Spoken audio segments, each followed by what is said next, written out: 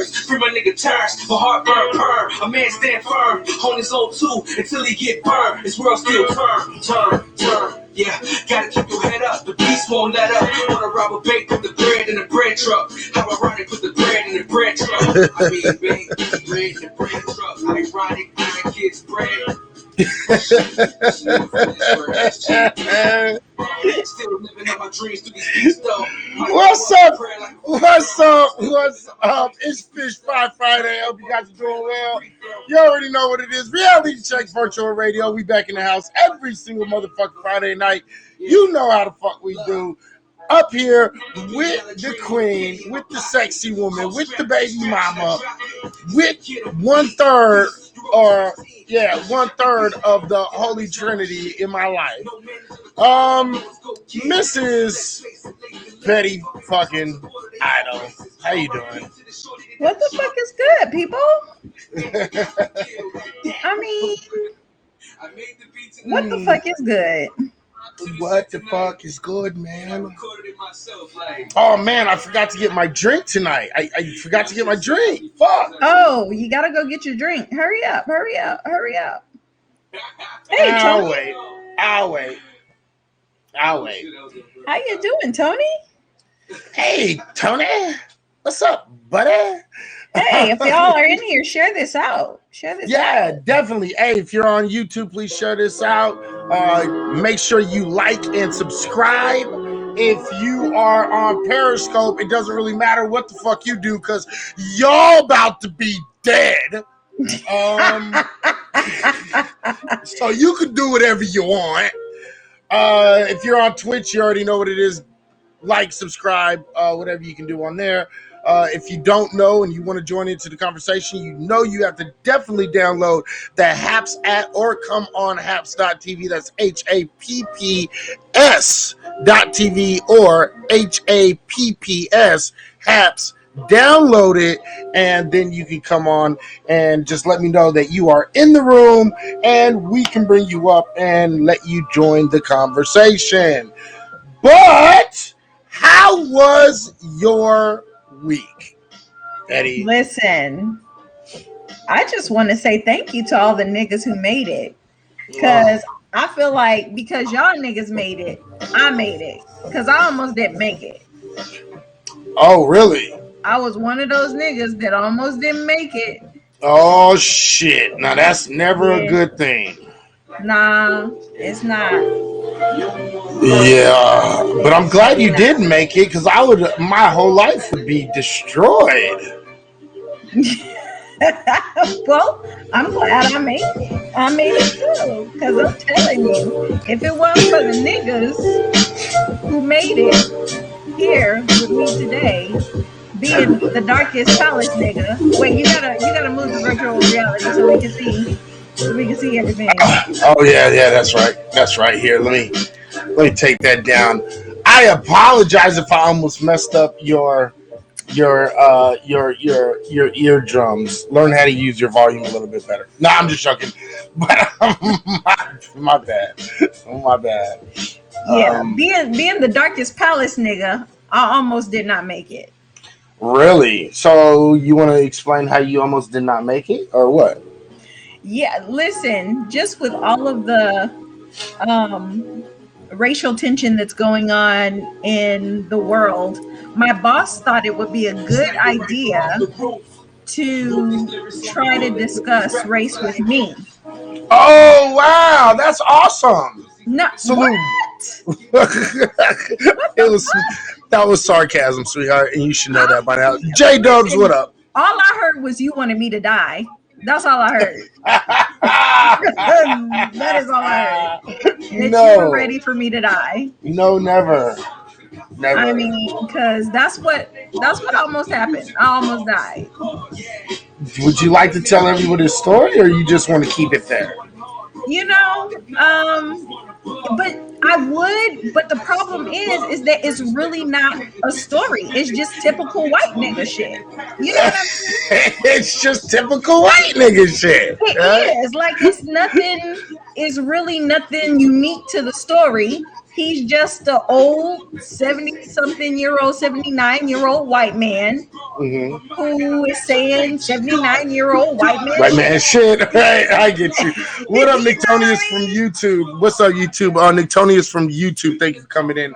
Hope you guys have fun. We're gonna have some fun. YouTube. So typical 79-year-old white man shit, huh? Typical white man, 79-year-old shit. And he wanted to talk to me. And he knows that I have a show. He knows that I done panels, that I constantly do panels on race in America. Right. And so I don't know what made him sit in his chair and think, I'd like to discuss race with her today. But whatever that demon is that possessed him, it does not respond to any logic whatsoever. Whatever that demon is, it's a spirit that has taken root. And it's so probably because he's so close to death. And you know those demons, they get hold because they be trying to drag y'all like hell, don't they? Right. Listen, they lock onto y'all asses. They say, oh no, y'all had this white privilege at a cost. That shit ain't free. He's gonna drag y'all white asses to hell. So the closer that white people get to death, that demon just sits in, it's just down in their spirit and it's just start showing face, huh? Well,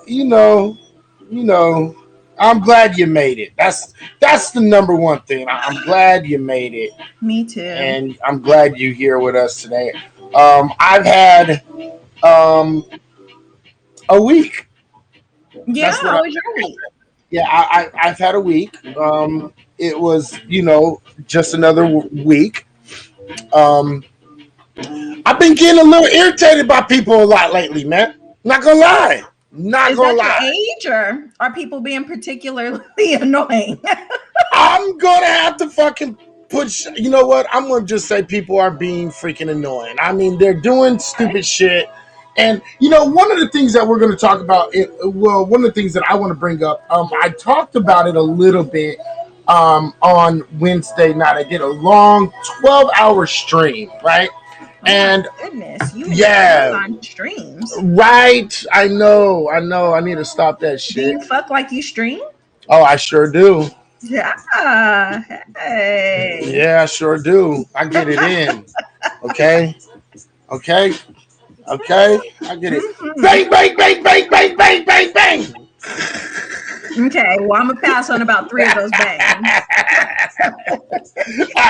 All right. So let's get into this. Let's do the show. You already know what it is, man. First off, let me give love to Lace434 for the background music. If you like what you're in the background, go check out Lace434 on YouTube. If you do music, make sure you listen to this man's beats and make sure you try to get a hold of him and try to, put some work down with the brother because he is phenomenal. All right. With that being said, let's get into current events, shall we? Let's do it. Current events. I need, right now I need one of those things. Current events. Oh! You know what I mean? We need to do one of those. I'm going to have to find someone to put something together. Yes. Where I'll be like, current events. Ah! So, okay. Yeah. All right. So the eggs come back to roost, and the coons don't know what the fuck they're gonna do with themselves. Stacey Dash once again is in the media spotlight because Stacey Dash wanted to apologize to black folks. And she wanted to say, you know what? I was just a really angry, conservative black woman. And I know that I was wrong and I needed to just expel the demons out. Black folks, can you ever forgive me? And black folks said with a unanimous voice, fuck no. But thank you for applying. Try back next quarter. Yeah, not just fuck no, but hell the fuck no. Okay? Bitch, you wanted to go over there with pasty skin, pink toe ass folks, and you wanted a jolly for their jock straps, and you wanted to play Tarzan with their nuts. Keep playing, baby. Keep playing. Okay.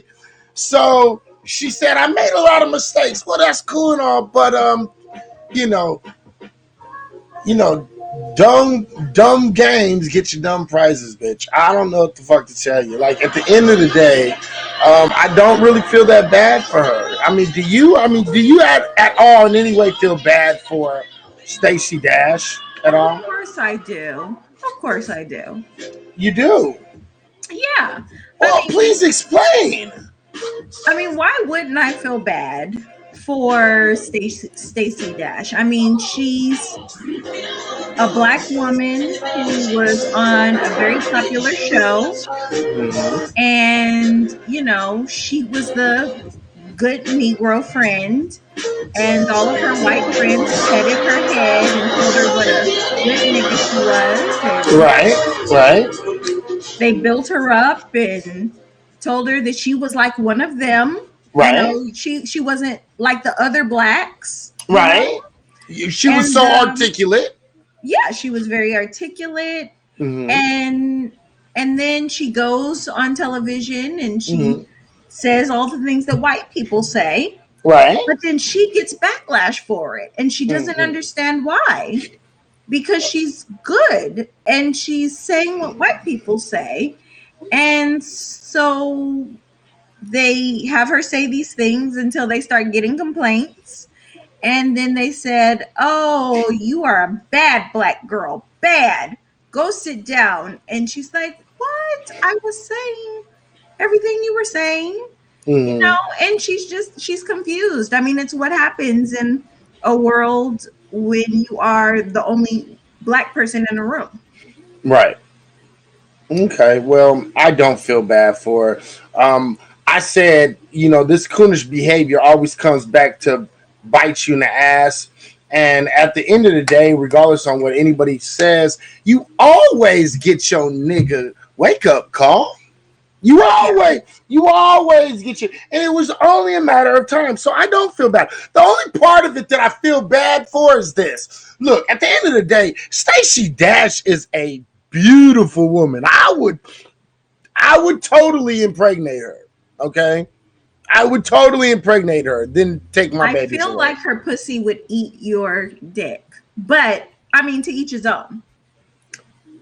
Look, you know what? I remember Stacy when she was on King Mag, and I remember. And guess what? Chomp chomp, baby, eat away. Okay, it is what it is. I'm like, oh man, that's just too bad, right? Because she's such a beautiful girl, and I don't know what happened to her in her head where she switched to that side. But black folks had you, and then you went off and shitted on it. Now you still fine, and you still beautiful, and you're a good looking woman. Um, but the stupid is the stupid does, and I can't do nothing about that. So it is what it is, and I just kind of have to go from there. You know what I mean? I gotta go from there. All right. So that's what I wanted to say. All right. Oh, I was saying sorry. I feel sorry for Stacey Dash. Like I feel sorry for white people overdosing on opioids. Same level of care. Look, it is what it is. All right.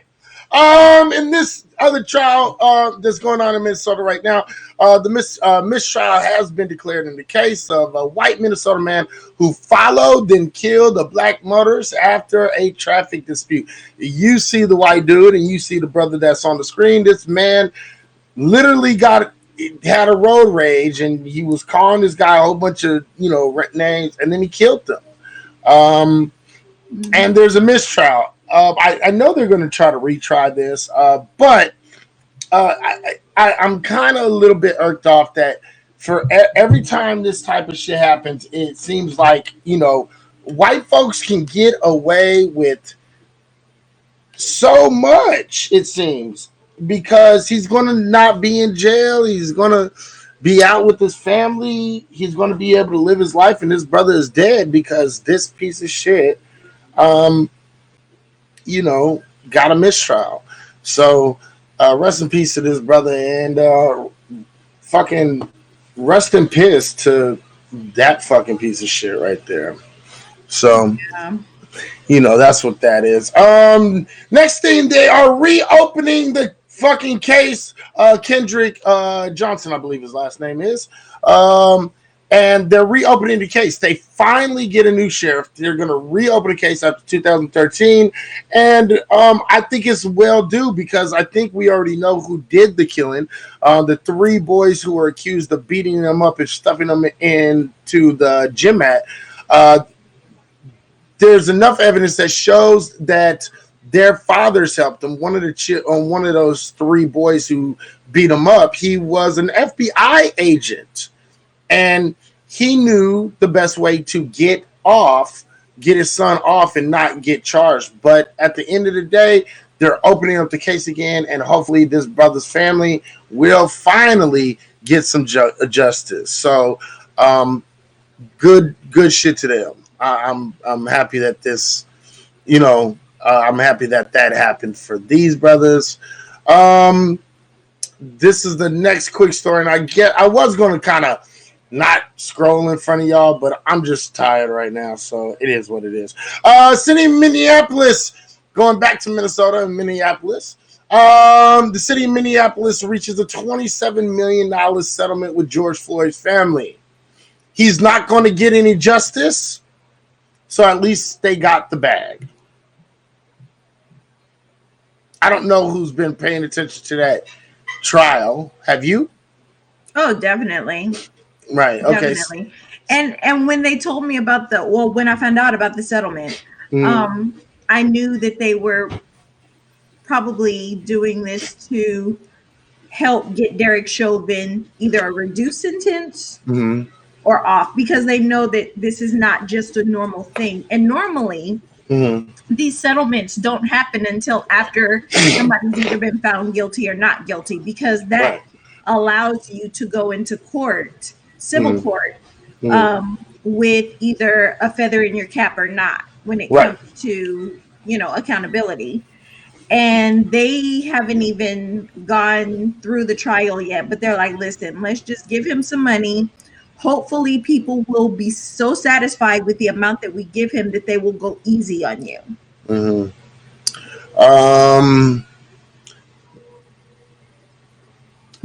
This hits hard home. It hits home hard. I think that's what he meant to say. Yeah. I watch. I ain't got no crown tonight. I got some vodka and I got some beer. I ain't got too much tonight to drink because I didn't go out. I passed out this afternoon, and I am completely and utterly not prepared for tonight's show. I'm not gonna lie. But after we done with the show, I am going to be driving to the store and going to get a bottle. So, oh my God, there's always that. Okay. But anyway, the fact of the matter is this. If you pay attention to jury selection right now in this piece of shit's trial, Chauvin, I believe his last name is, this motherfucker, they are stacking the deck, and they're giving him the best opportunity to walk from any crime. And I think that's why they're giving him this $27 million settlement, because I think what they feel is they can quell the anger, right?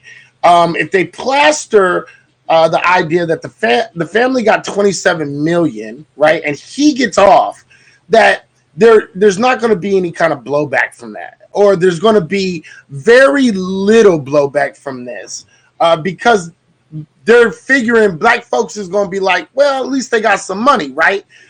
The problem is you can't put a price on life. Right. And that's what we've been saying this whole fucking time. So I don't know where they got that idea. Right. And the thing is this isn't just about George Floyd. Okay. Just like, Jordan Edwards III wasn't just about Jordan Edwards III, just like Tamir Rice wasn't about Tamir Rice, just like Trayvon Martin was. It's about the whole of the indiscriminate killing of young black men, black women. And this is the problem. And that's what needs to stop. And I don't think white folks think money can take care of everything. So that's what that's about. In my personal really what opinion. white supremacy has done to them, though, right? Mm-hmm. I mean, right. That's really sort of the fucked upness. And I've said this on this show many times before, that white supremacy has not only adversely affected black people, but it has adversely affected white people. Absolutely. I totally agree. Next story. This man right here. Pew, pew, pew, pew, pew, pew, pew, pew. Okay. Oh, okay. This man, he is getting ready to get charged with hate crimes after assaulting a Filipino woman at a train stop in San Jose. The fact of the matter is, this is the thing that I'm concentrating the most on, because right now there is a demonization or an attempt to demonize black men and black folks, black young men, primarily too, saying that we are anti-Asian. And I got a few problems with all of these things. And we're going to talk about this a little bit later again. And I'm going to keep on talking about this shit until people start using their goddamn head. But this is the face of anti-Asian hate. Okay? White men, white women. Okay? Let's not get this twisted, and we'll go deeper into the numbers a little bit later on. Today, only got a couple more. Another white man with his anti-Asian, rhetoric. Again, I want to keep on showing. I'm going to keep on showing this shit. Okay? I don't care what nobody says. This is a story. This is kind of a crazy story. You see this crazy looking white man right here. He went inside a doctor's office trying to shoot some people. And the fact of the matter is, the black man took his fucking gun from him and started beating the shit out of him. So, hooray to the black man who stopped the crazy white man. That's the end of that story.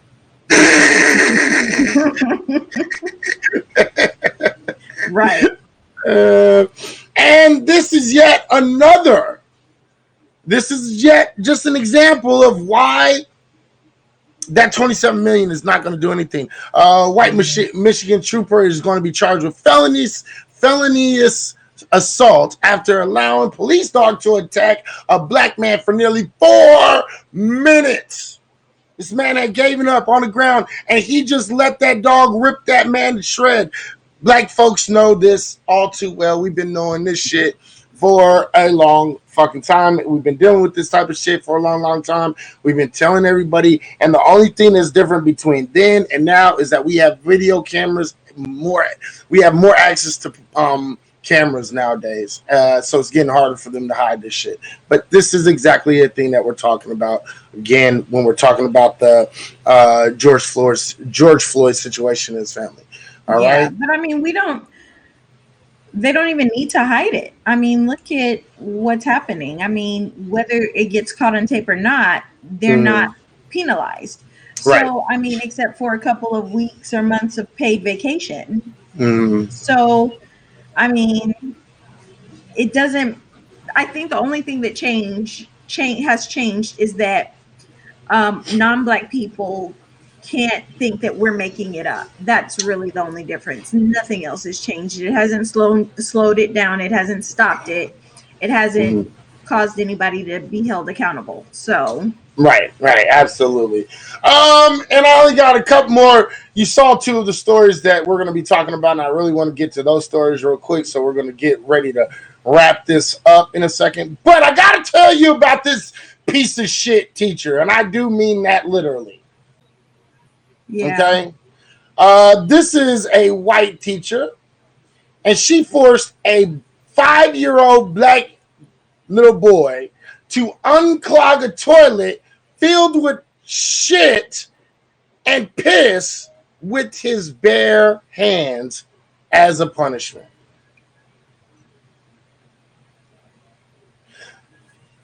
Maybe y'all She's go ahead. curiously alive. Yeah, curiously. I don't know how she managed that one. Okay. I want y'all to pay attention to this shit because this is the degradation of black folks. This is The degradation. thank you. I appreciate it. Yeah. I can't even talk right now. Shut up. The fact of the matter is this woman is absolutely vile. Now we deal with a lot of shit. But our 5-year-olds shouldn't be having to deal with literal shit. Yeah.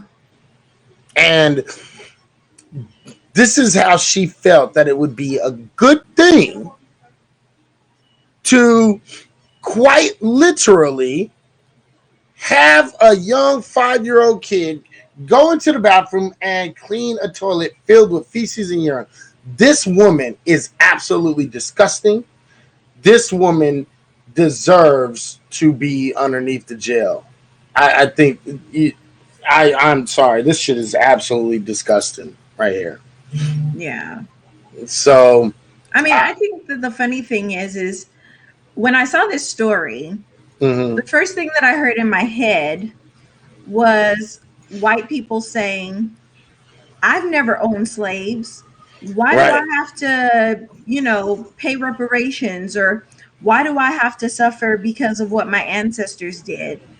But then you see stories like this and you realize that 100% those genes are just marinating right under the surface of your skin. You know what I mean?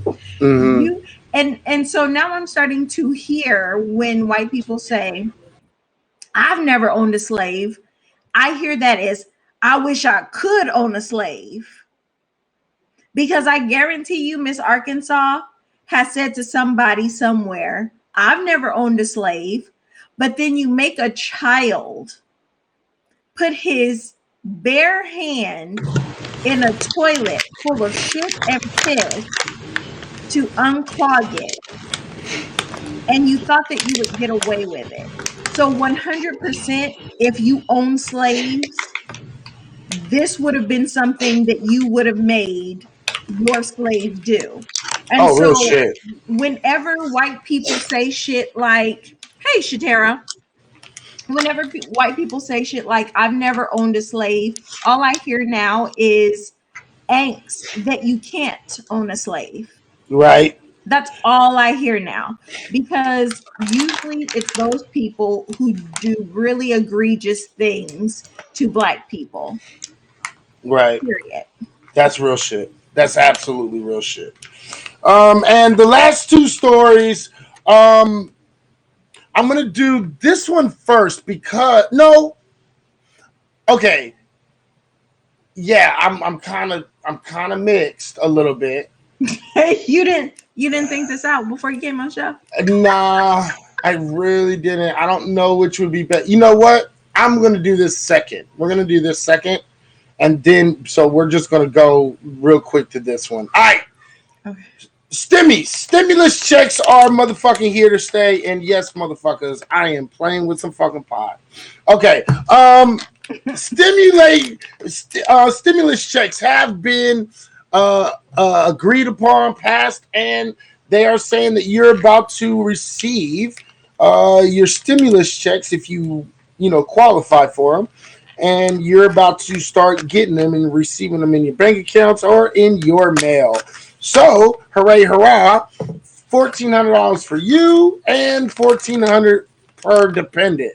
Now, again, my queen is going to be talking about this a little bit, and we're going to kind of get into it. So don't be fooled too much on this. But if you need it, here comes some relief. Hopefully, you'll be getting this real soon. I most definitely need it. So the fact of the matter is I'm happy it's here. So, that's just me though. How you feel about it? I'm actually okay, I guess, with the stimulus checks. Um, but I just feel like after I saw my tax returns, and again, last year, I told y'all niggas that it was going because I had read the stimulus bill. Okay, and let me just pull up my little. Can we Yeah, go pull ahead. this Go here. down? Let me. Yeah, take. Let's take mine down for a second. Boo, boo, boo. Right there. Yeah. So if you look here, it Looky says here. Looky here. 16th of 2020, and I because I read the stimulus packet in detail, Yep. and last year, almost a month ago, it's coming up on a month from now. It's coming up to a year. Mm-hmm. I posted this and I got so much backlash of people saying, "Are you a tax attorney? You don't know." That's why they have people putting together these complicated bills because it's not like they keep telling y'all niggas that this shit is rocket science and y'all motherfuckers believe them. I don't know why y'all dumb niggas keep believing when these people tell you that this shit is rocket science and that the vocabulary and the writing in is just far too complicated for you to fucking understand. Y'all motherfuckers keep letting them tell you that. So y'all came and y'all attacked me, telling me unless you a tax attorney or unless you write bills, then I should probably not be talking about the stimulus. Mm-hmm. And then what do I see? Niggas complaining about their tax returns being Short. $79, $100. Yep. And again, April 16th, 2020 is when I posted this, and y'all motherfuckers wanted to be mad because y'all just wanted to soft shoe for a motherfucking check, which is fine. My thing is, it's our money anyway. Right. But you know, if y'all thought y'all was getting a nice refund and a stimmy, and that would have actually helped a lot of people if they would have Absolutely. gotten an actual tax return Mm-hmm. plus the stimulation check, right? Right. Right. Right. The stimulus check is just you getting in advance. Yeah, they really thought they were getting large tax returns. They Right. really did. And a lot of niggas were mad about it. Mm-hmm. Just mad about it. They're like, wait a minute. Why is my tax return only $200? Well, ma'am, because they gave you $1,200 and then $600. Mm-hmm. And they told you it was going to be an advanced refund. They told y'all niggas that. I Right. tried to tell y'all niggas that. Everybody Right. told y'all niggas that, Right. but y'all didn't listen. Right. So I just wanted to have my I told y'all niggas so moment. Hey, look, I'm not mad at that. I'm not Right, arguing with it either because at the end of the day, you are 150% correct. right. 150% correct. So I don't know what y'all niggas gonna do, but y'all gotta do something. Y'all better figure it out. Better Y'all, figure it out quick, fast, in a hurry. right. Y'all gotta do something. Yeah. I think that's why they needed to hurry up and get this shit passed this time so they can be like, well, you ain't going to get your income tax, but at least we're going to send you another advance. Right. So it is what it is. Exactly. So that's some real shit. And the thing is look, give me a motherfucking advance right now, man. I'm hurting. I'm gonna need that. I really am. I'm gonna need that shit. So Right. so it is what it is. But I wanted to give out the last. Do you want to say anything else about this or what? Tell me. Yeah, one more let me Go ahead a little bit. Go ahead a yeah, little bit. I'm gonna do one more presentation because not only did I tell y'all niggas, but y'all niggas will soft shoe for some money in a real quick minute. Okay, let me just show y'all niggas what y'all did for some money. Okay, let me just show y'all niggas. Just what I y'all swear to niggas God, did. I swear to God, if you show what I think you're gonna show. Listen, let me tell you. Look at what y'all niggas did. You look at it. I'm gonna talk to y'all. You know how when kids do something bad and you tell them to look at the mess they made. Y'all niggas look at this. You look at what you did. Y'all went and got y'all art supplies, and y'all put stacks in this nigga's hand and gave him a chain. Look at what y'all niggas did for a $1,400 check. Money bags. I'm not even done. Look at what y'all niggas did. Look at this. You look at it. Look at yourself. What niggas did. Got this man in gold and diamond chains. And look at you just smiling like good little niggas, putting the chain around his neck. Just hand embossed invitations to the goddamn cookout. You look at what y'all niggas did. You Massa. Y'all niggas went to Michael's and got all the goddamn art supplies. You wouldn't need a stimulus check if you stopped using all your goddamn money buying art supplies doing this shit. Look at this shit. You look at it. You look at this shit. Look at this smiling white man talking about, yeah, I told y'all niggas if you didn't vote for me, you wasn't black. Look at this. Y'all look at what y'all niggas did. Look at it. You look at it. You look at Don't you dare look away. Right. Don't you dare look away. Don't do it. Don't you act like it wasn't you, like you wasn't sitting here talking about go Joe. Right. Go Joe. You look at what y'all niggas did. You look at it. Look at this man holding chain, big old chains around his. You look at it. Look at what y'all trifling niggas did. You look at it. You look at it, and I hope that you are ashamed of yourselves over a $1,400 check. Look at what y'all old soft shoeing niggas. Look at this. Look at what you did. Look at it.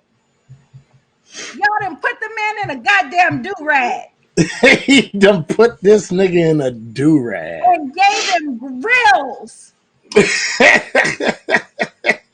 Y'all niggas need a timeout. I don't want to see that supply store. Y'all are grounded. Get the fuck off the look. Y'all Negroes need to get the fucking stay the fuck off the internet.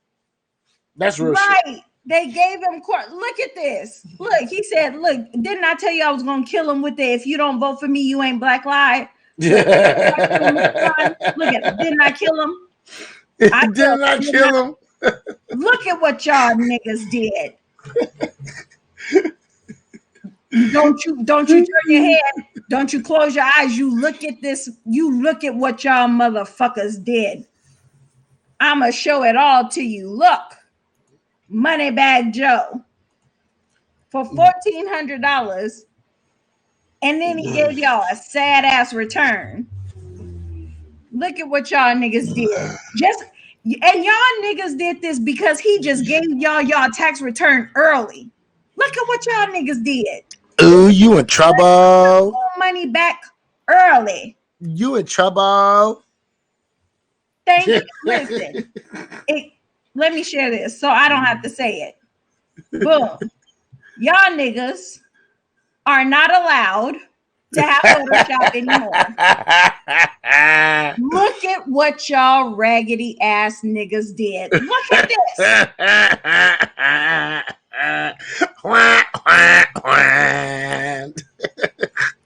Just because he gave y'all some money early. At least this one is race appropriate. At least this one was race appropriate. Y'all didn't put the nigga in black at least.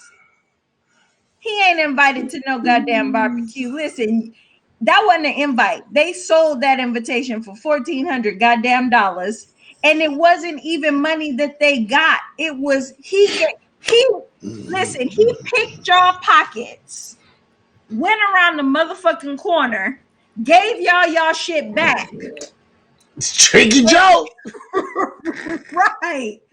And y'all motherfuckers did this. This is what y'all dirty motherfuckers did. Okay? I just wanted y'all to know that I am not happy with y'all niggas this week. I'm very disappointed. Okay? Yeah. Uh-huh. Very, very, very disappointed in all of y'all niggas. Mm-hmm. Do a whole lot more than better. Are you serious? Do a whole lot more than better, because this is so not better in any way, shape, or form. It's not. It really isn't. It's just pathetic. I mean, it's really pathetic.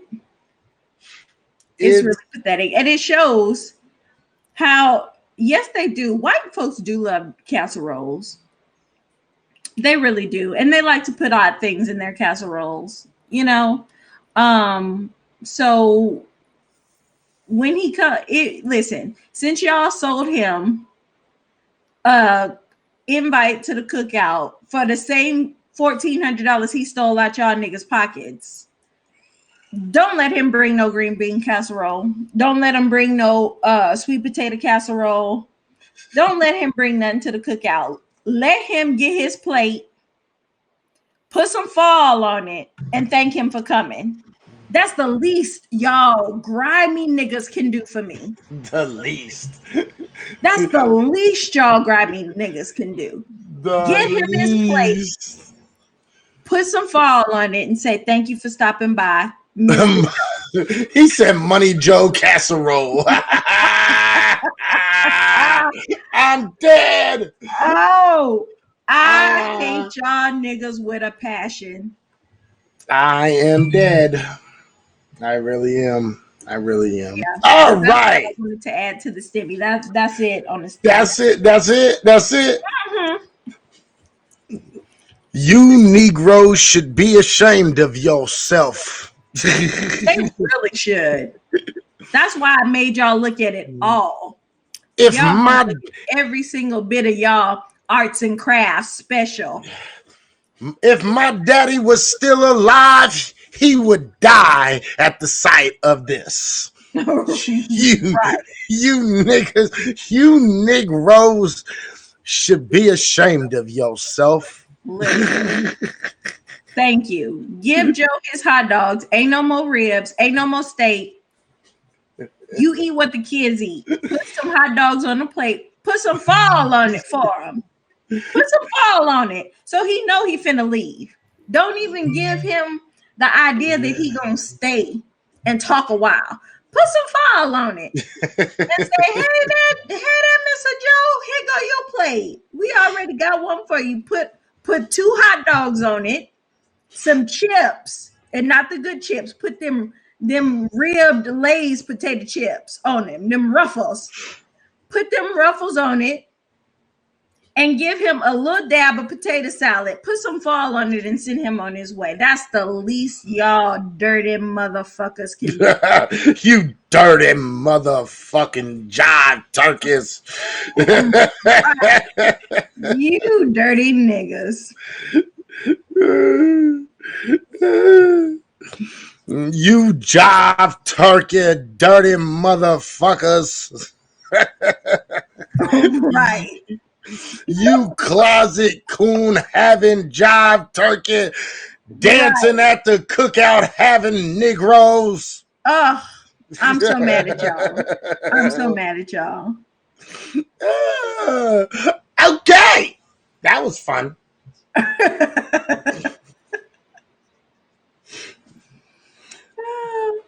What's next for you? Um, Are you done with your topic? I'm not going to be able to top that, but this is going to steer right into your topic. So, Okay. you know what I mean? See, with that being said, your girl Candace is at it again. Your girl Candace is at it all over again. Candace Owens. This So now terrible. she's doing colorism? Yeah, this is the most pathetic fucking chick in the world. This I chick. mean, And there's motherfuckers out there who really, really, really, really like this girl. I mean, black folks that like this woman. no, really? Yes, really. Yes, really. I want to meet one day. Rob, say hi. Who's Rob? Is he in here? Rob is Black Light Revelations. It's my guy. He likes her? He does. Why is that?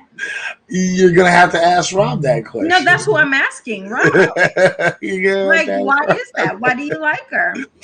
I mean, I'll even extend you an invitation if you want to come up and talk about it. He's on YouTube. But and I think he's working right now. Okay. So, you know, I had to get him. Why, Rob? Why?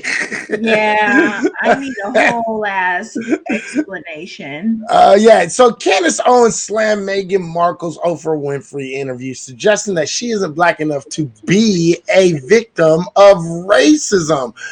Lord have mercy, Lord have mercy, Lord have mercy. But isn't this really par for the course though? Like she's trafficked in anti-black stereotypes, anti-black tropes. The only thing that was left was for her to dabble in colorism, and she actually has the trifecta. She's officially got her white card now. Right, and the thing is this is her showing her she is a non-FBA. She is a non-foundational Black American. Right.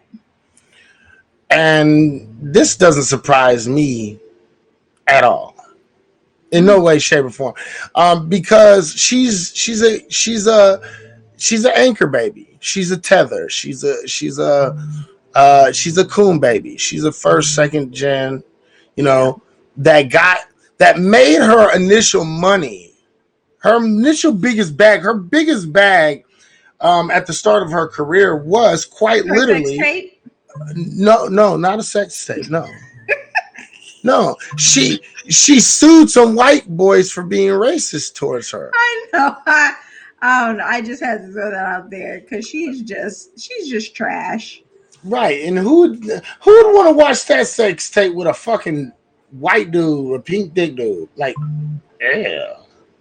Yeah. But anyway, look, the conservative activist Candace Owens weighed in on Meghan Markle's Oprah Winfrey interview during an appearance on Fox News on Wednesday night and suggested that the Duchess wasn't even black enough to be the victim of racism. In the interview with Sean Hannity, Owens discussed some of the bombshells Markle dropped in the interview, including that she had suicidal thoughts and that the royals had expressed concerns about how dark her son's skin would be. Prince Harry said during the Oprah interview that the British press was bigoted and that racism was part of the reason why the couple decided to leave the UK. I'm going to actually play this. I'm going to play this and then I'm going to let you be done and you can bring this in if you want to bring this in. But I'm going to play this video because I want to listen to her. I like to hear it straight out the motherfucking doggy's mouth, right? Yeah, I want to hear what Kevin Baker agrees with her on too, though. Oh, well, okay. Kevin, why I agree with some of what Candace says, but she be tap dancing for white folks. Like, what do you believe? Food, I'm gonna need you to start typing in this room right now. Okay. While we play this, you just start typing. Right. Okay. All right, let's play this real quick. Let's listen to Candace Owens. Oops. I'm sorry. Action, Candace Owens. I happen to like Piers. I know Piers. He's a trip. He's a fun guy. I don't know if he got fired or if he left on his own.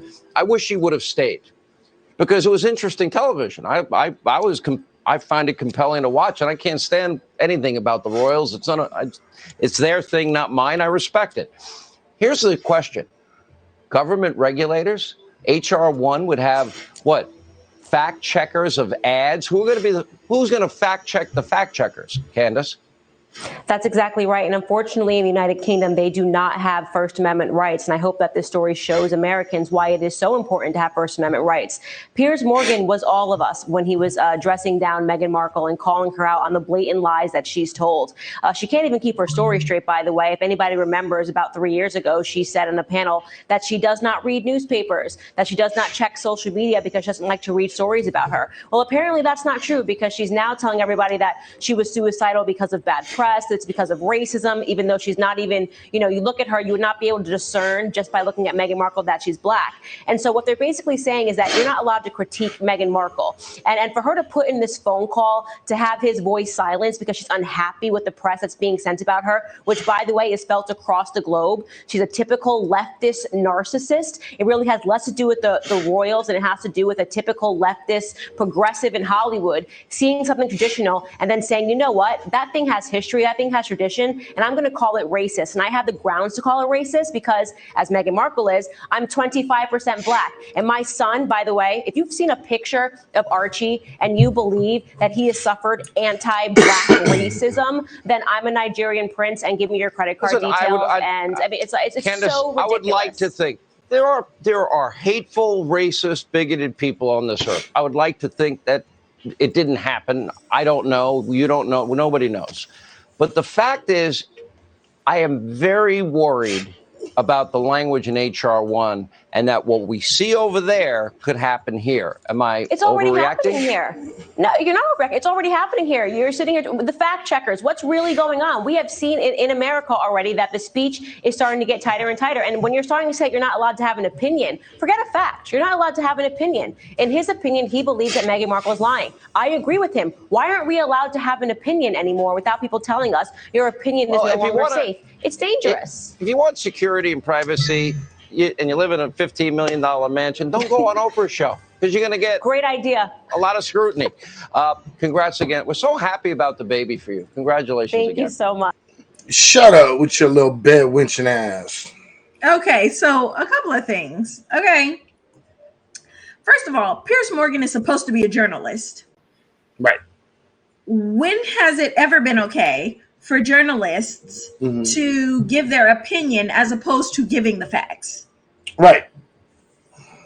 I mean, why are you making this about opinion? This is not about opinion. This is not just some guy who's famous and said something and people are shouting him down. He is supposed to be a journalist. He is on a morning news show. He's supposed to report the facts. He's not supposed to get up there and berate somebody because he doesn't believe she's telling the truth. Right. Right. I mean, look, at the end of the day, I am actually with you on this one. He went so far as to say that she was mentally ill and she needed to have her brain checked and a whole bunch of other shit. He said some pretty nasty things about Meghan Markle. Yeah. Now, I'm not the biggest fan of Meghan Markle. Let's not get this shit twisted, right? But I do respect her, and she is a foundational Black American, regardless of what people want to think. And so, because of that, I give her a lot more leeway than I would ever give a Candace Owens. Candace Owens to me is a bed wench Caribbean fool. And the thing is she will do anything to, hop on White Zaddy's lap, anything that she possibly can. So, Oh yeah. So I find it funny that she's sitting around here and doing what the fuck she's doing and talking all this shit. She made one point. Oh, she said she didn't listen to the media. She doesn't pay attention to the media, but then she said that she was suicide. She kept on repeating this one thing. Here's the thing. If you're a celebrity in any way, anywhere, you're always going to everybody knows you say that. So, you're like, so you can give up the appearance that it doesn't bother you because you want to look strong in front of people. You know what I mean? But if you think that she did not know that these people were bad mouthing her, talking shit, and and then on top of that, having to deal with the racism that's in the Buckingham Palace, you're sadly mistaken. You see what I'm saying? Yeah. And so if you thought that she wasn't because she says she wasn't, then you're the dumbass, not her. And she's not the one sitting here lying. She just was trying to keep a straight face because she thought if she just stayed strong, kept her mouth shut, and just kept on moving and doing what she did, it would eventually stop. The problem is it never stopped. It kept on going. And it gradually actually got worse. So, she can suck a dick, in my opinion. Yeah.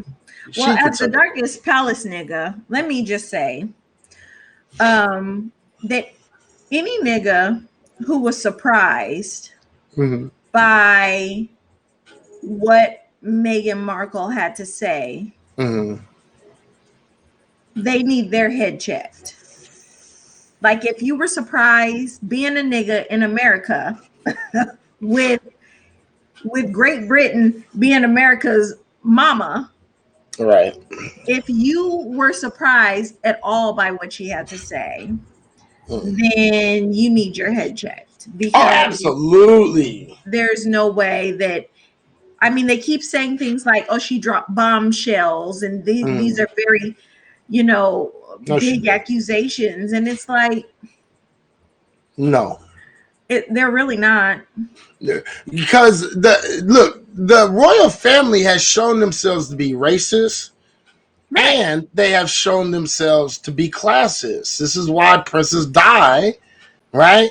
They didn't like her either, right? Okay, because she was a regular old average, beautiful woman, right? So and that's it. And she was a normal person, a commoner, right? How could you ever get with that commoner? You know what I mean? So these people have showed who they are many times before. And if you are surprised, you fooled yourself. Yeah, and even with their representation, like the palace press corps and the people who speak for the palace, the best rebuttal that they could give for the queen and the institution not being racist is that the queen is the queen of the Commonwealth, which includes African countries. Nigga, right. And I was even going, I knew you were going to go there because people seem to forget what that royal family has done through time. Right. And still do today. Right, exactly. Like, that's why I couldn't figure out, like, why are you guys so surprised that these niggas who have raped and pillaged and stolen from Africa, and she's the queen of the Commonwealth, which includes African nations, yes, but what the fuck does that have to do with the fact that these African nations have been exploited by colonialism that they are directly responsible for? And the fact that you have a grandson who married a black woman and you did not protect her the way that you protected Andrew, who fucked a minor, Ooh. speaks volumes. Speaks many volumes. And real You quick, have a grandson that you stripped his medals, took away all of his honors that he actually worked for. right. But Andrew still maintains his after being caught on camera, bitch, in 4K. Click. Right. Okay. Bitch Right. was caught in 4K with his arm around an underage girl. Right. The royals aren't even supposed to touch anybody. Let's talk about protocol. Let's talk about how out of pocket Megan was for the shit she was doing. But your son has his whole ass arm around an underage girl that has accused him of fucking her. But you tuck him away and let him keep his shit. Yeah. Let's talk about how that's not racism. Yeah, let's not talk about that. Real quick, I just want to go back real quick because Kevin actually, Food for Thought actually answered the question. He said, I agree and he's talking about the bed wench. He said, I agree when she challenges black folks not to simply vote Democratic because of tradition. And when she says we need to manifest our own destinies and stop leaning on racism as an excuse. Well, the first part about that, I actually agree with you. But I do, because the thing is I am an independent. I don't vote for Democrat nor Republican. So I do agree with him. I agree with anybody who says don't just vote for Dems, because, I actually tell you stop voting for either one of them, because guess what? They not doing shit for you. Right. Yeah, but that's exactly why I disagree. Because right. she's not just telling people to think independently. She Right. is pushing that Republicans are the way to go. Come over onto our plantation. That's Right. what she's doing. She's not challenging people Right. to not vote Democrat so that they can be free thinkers. She's challenging black people to come to her way of thinking Right. on the Republican plantation. That's Right. not really challenging black people's thought. Okay, and for that, I have to agree with you. So yeah, the second part I strongly disagree with. The fact of the matter is, I don't think black folks can use racism as an excuse. And I don't think that black folks can play victim. You don't get to play victim when you actually are the victim, right? We have been victims, yes, of racism since the inception of this motherfucking country. We have been victims of racism since fucking they first came over here on their motherfucking boats.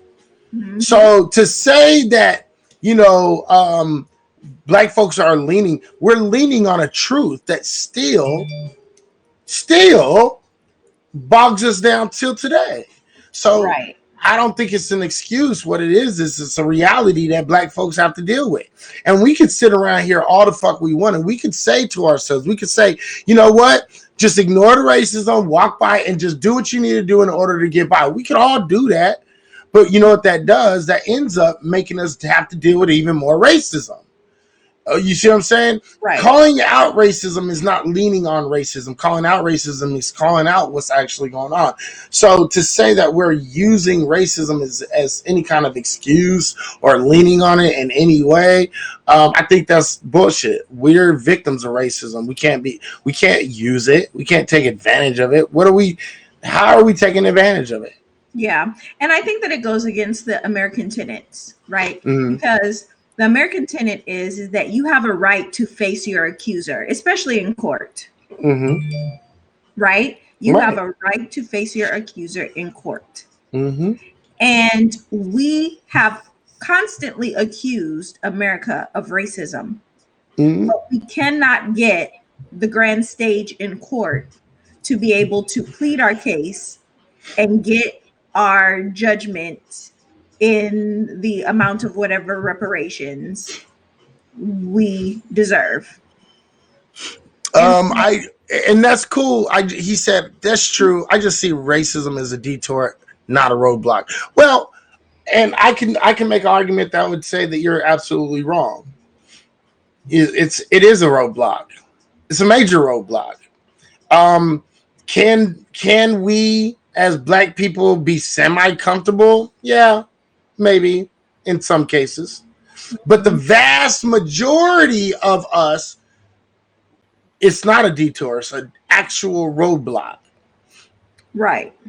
And understanding American history is when you start really understanding how it is a roadblock. It's not just a detour. It's not like you can just walk around a detour and go the long way. It's not, our parents used to say all the time, you have to work 2 times, 3 times, 4 times, 5 times harder than the next man in order to reach the same level as the white man.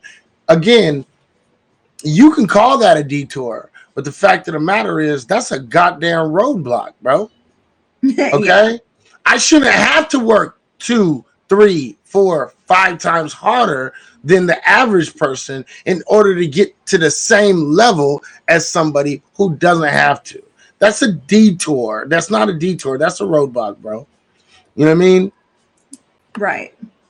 We do ourselves a disservice when we attempt to dismiss the social implication of racism. Absolutely. I agree with that. Yeah. Okay, keep on going. Yeah, but I just think that, we should be able to face the people who oppressed us in court. We have accused them.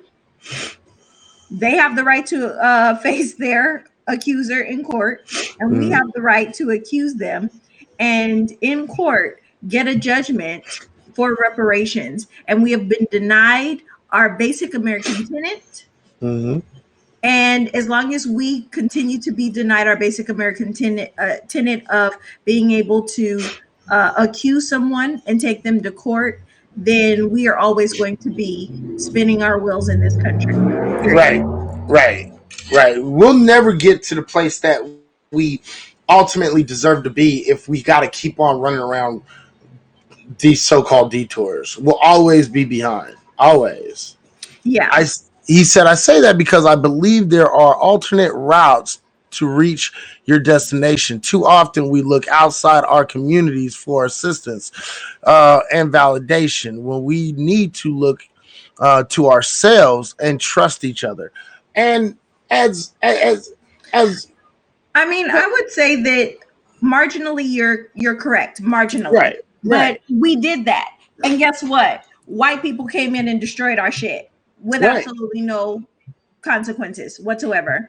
Now, if you're talking about now you have to consider the fact that we have built businesses and built entire communities and weren't allowed to have insurance to be able to further. So a lot of the money and things that we had in our communities were just spent. So what you see now is just a product of the work that white people put in at that time. They made a habit of routinely going through black communities and burning shit and pillaging shit and raping people and stealing shit. I mean, and sometimes you just get tired. If you're trying to build a house and somebody comes every night and knocks your shit down, or every time you get almost done, they come and knock your shit down, at some point you're going to be like, you know what? Fuck this shit. That's real shit.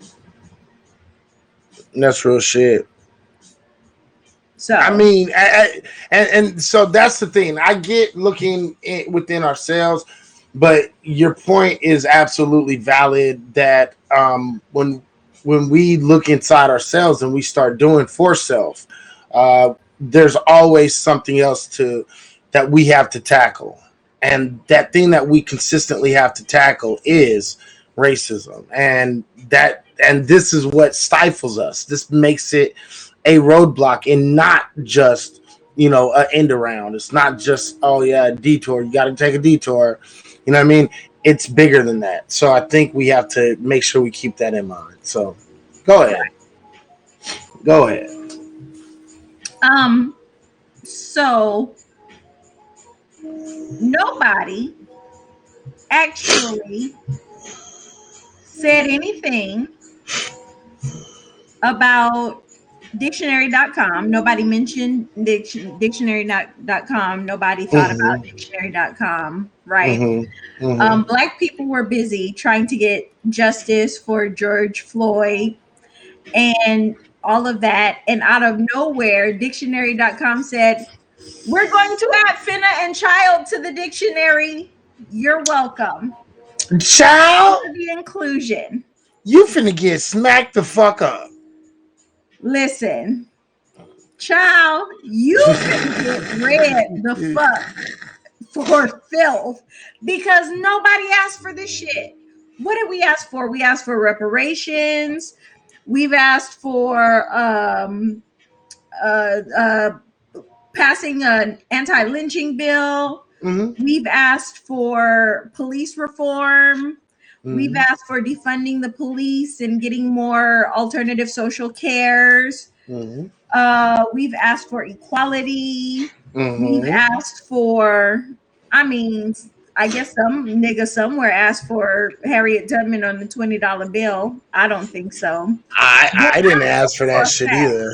Right. I know for a fact that none of y'all niggas, because, and let me tell you how I know none of y'all niggas asked for finna and child to be in the dictionary. Because y'all grimy niggas was too busy with your art supplies turning Moneybag Joe over here into memes. Y'all was busy. So I know y'all niggas didn't ask for this. Y'all were busy with your crayons and your editing equipment. Y'all niggas was booked. Okay? Booked and busy. So nobody asked for this. Why is it that they insist on giving us things that we are not asking for?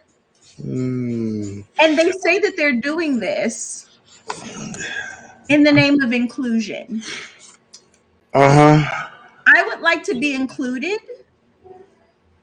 with the treatment that the Capitol rioters got, where we get to riot and rub our shit on the wall and then go home and have a nice steak dinner.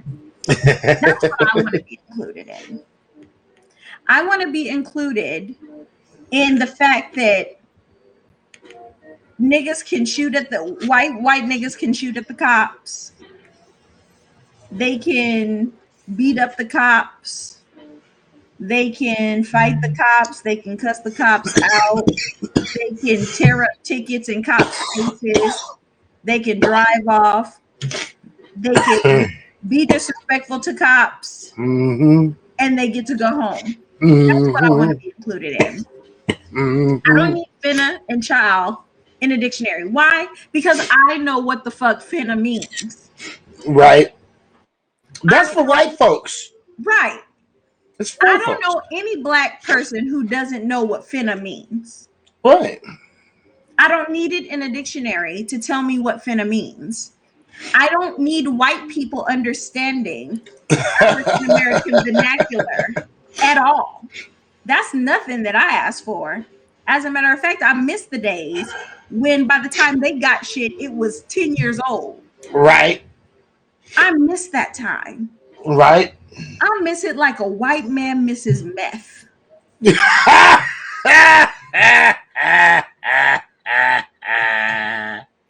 I mean, that was classic. I liked that line. That was really classic. I really do miss it.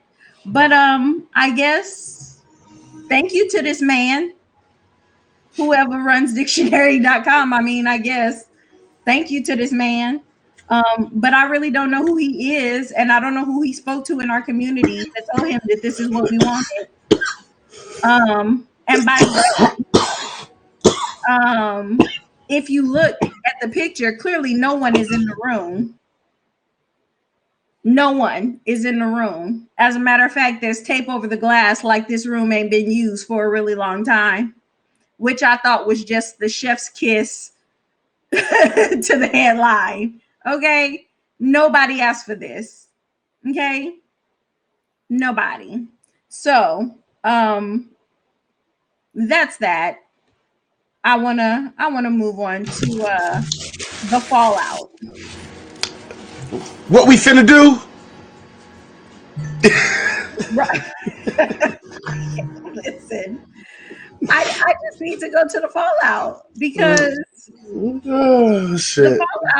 the fallout has been amazing. So let me just preface before I go into the fallout that we have a lot of interesting things that happen in this country around race.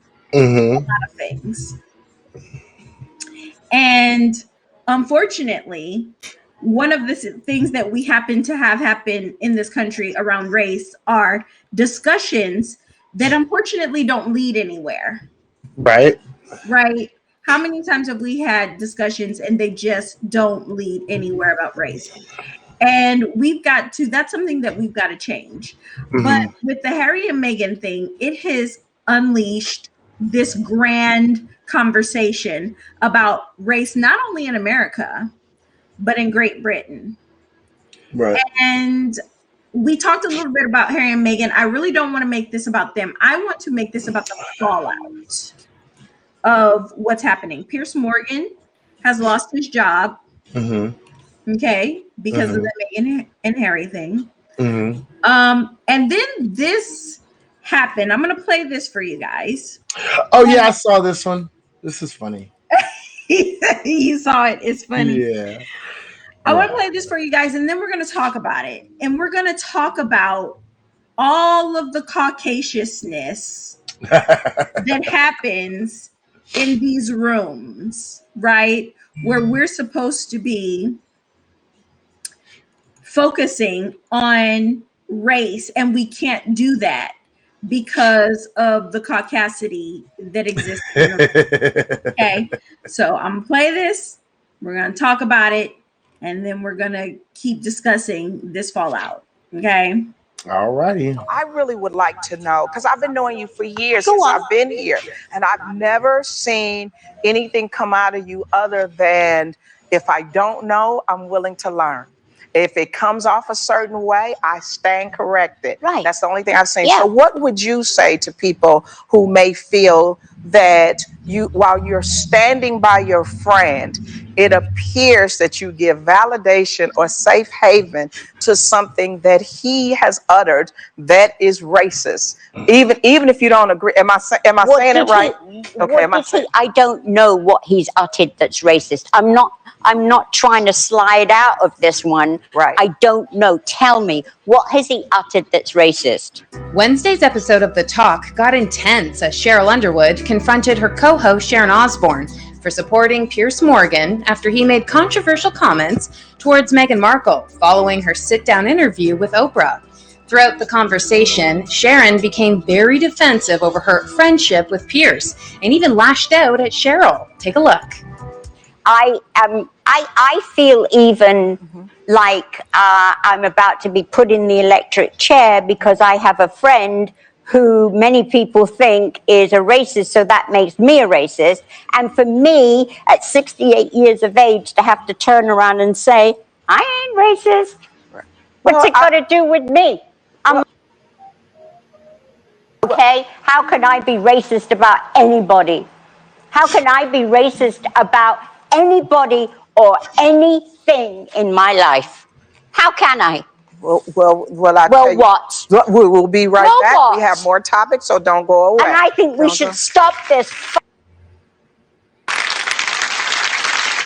I will ask you again, Cheryl. Yes. I've been asking you during the break. I am asking you again. And don't try and cry, because if anyone should be crying, it should be me. This is the situation. Yes. You tell me where you have heard him say, educate me.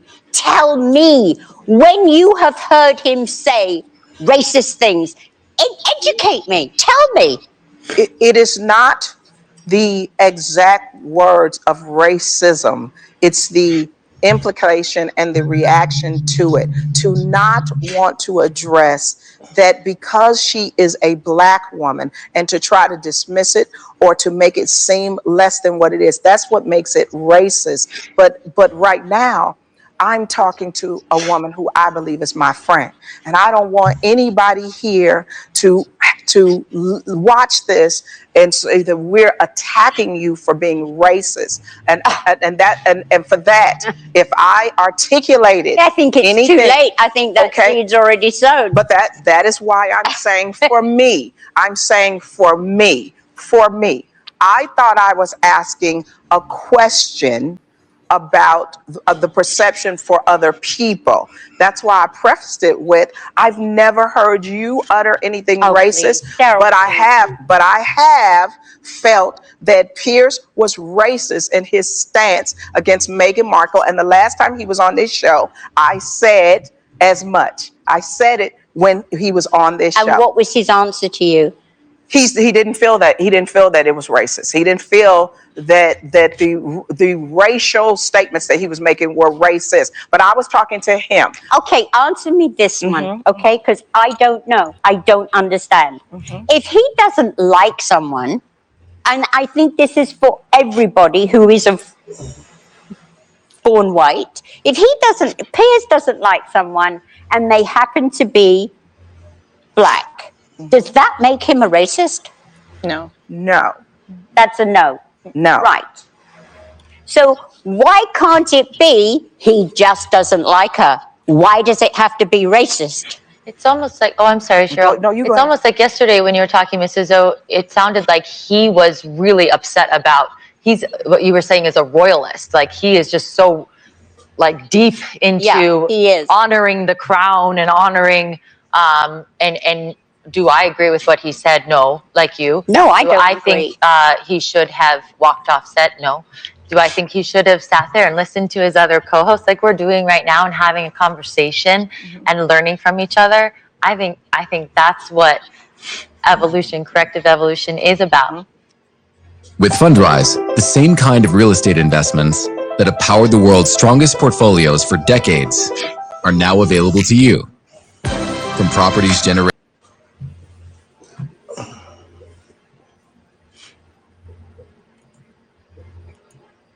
So Sharon Osbourne. the thing is, sorry, You was muted. stop this.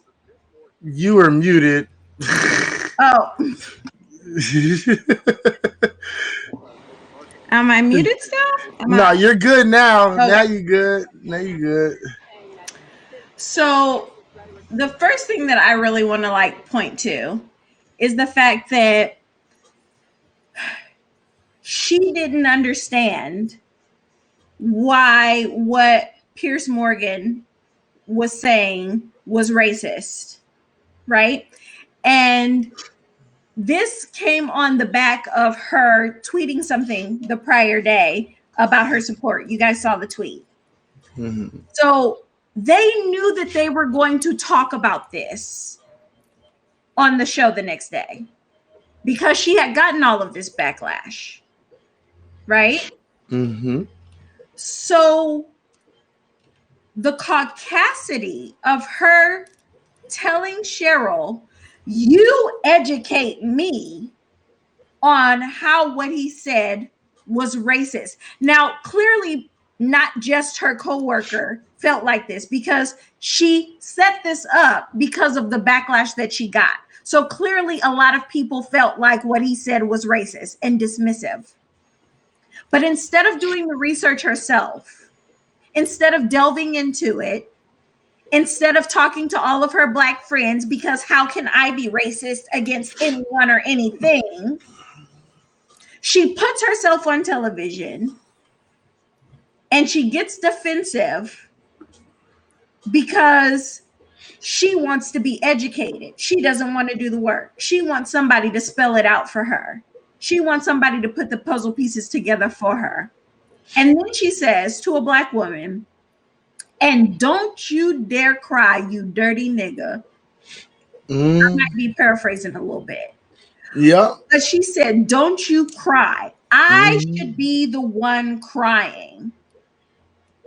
Like as if she's already played out these roles. Your role is not the crier. My role is the crier.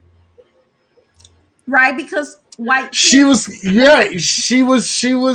asserting she understands the role, the dominance role, and she understands that she is in the dominant role, and don't you dare try to take my shine from me. That's what that was. Clearly. Exactly.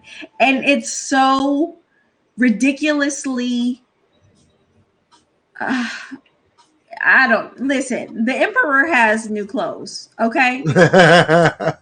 And every white British person right now has used the same tailor that the emperor has used, because y'all think y'all are adorned in the finest fucking clothes and y'all just out here as naked as a fucking jaybird. Okay? Y'all are out here exposing your private parts on national television because you guys don't want to fucking do the work. She yelled at this woman, and Cheryl had to sit there and talk to her calmly, because Cheryl also understood that she didn't have the privilege of being as angry as Sharon was, because she would have been pegged an angry Black woman. She would have been very aggressive. That would have been the story. Right. Absolutely. I'm gonna let you keep on having it because you're hitting it on the dot. I don't have nothing else to say because you keep on saying everything.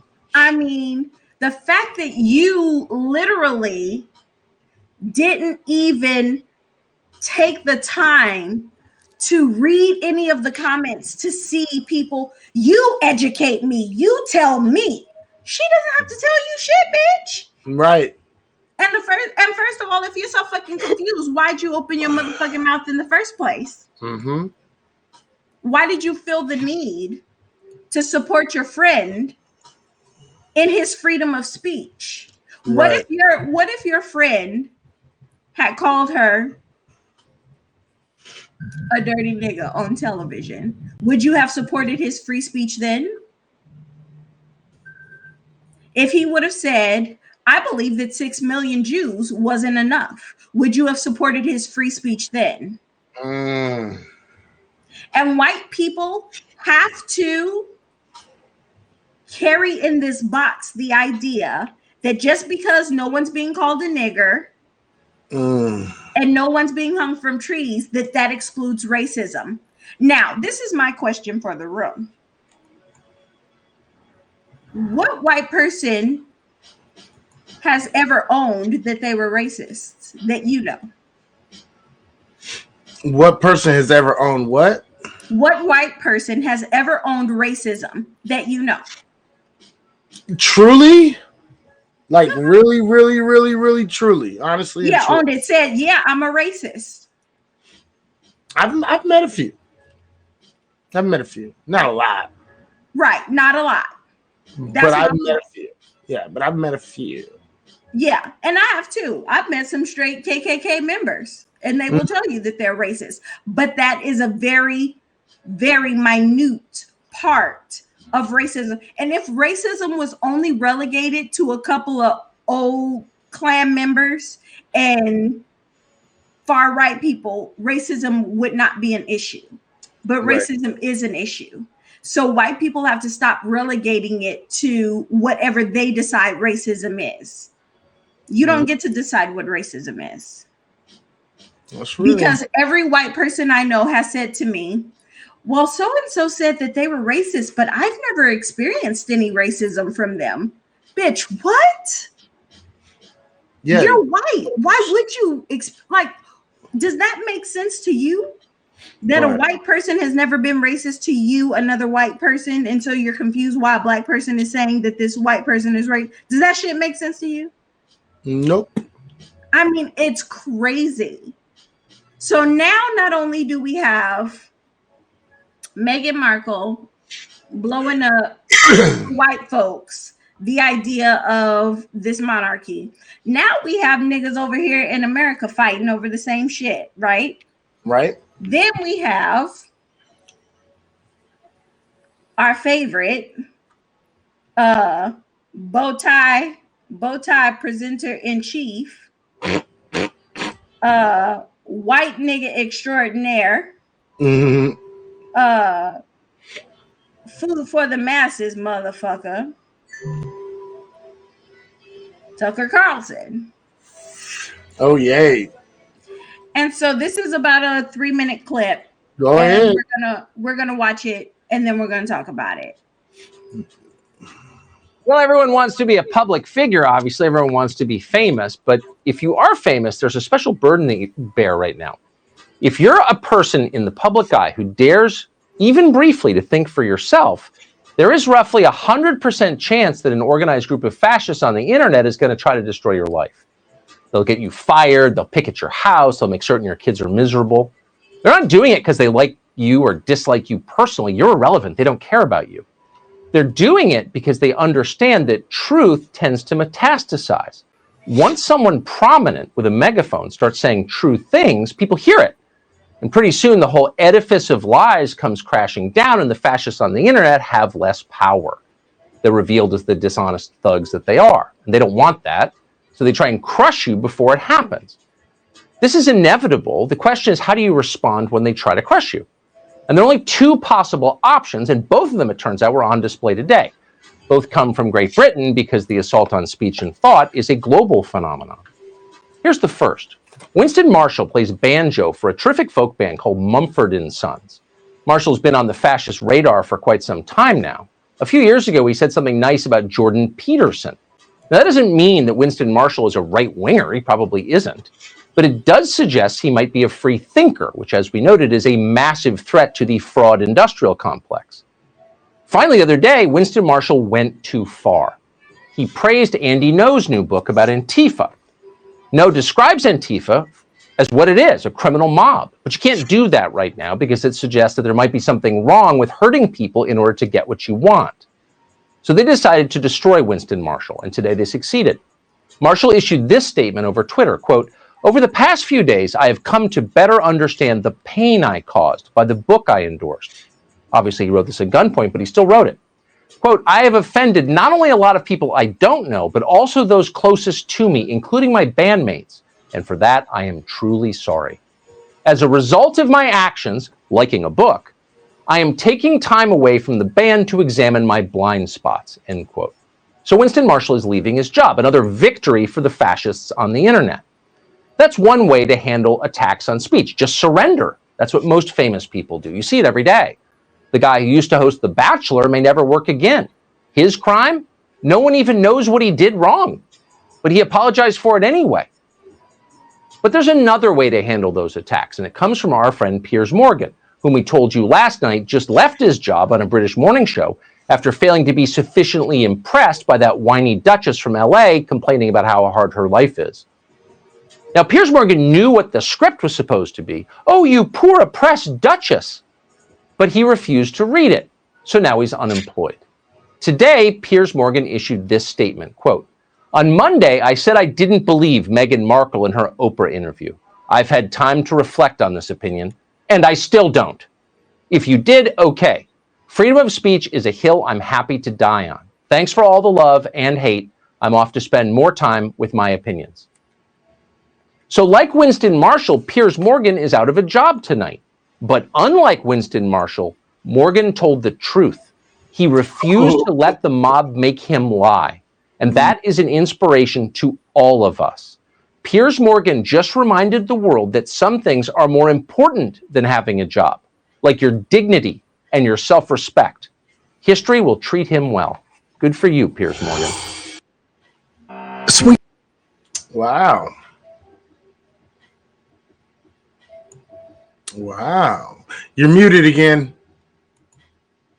Okay. You gotta remember that. We have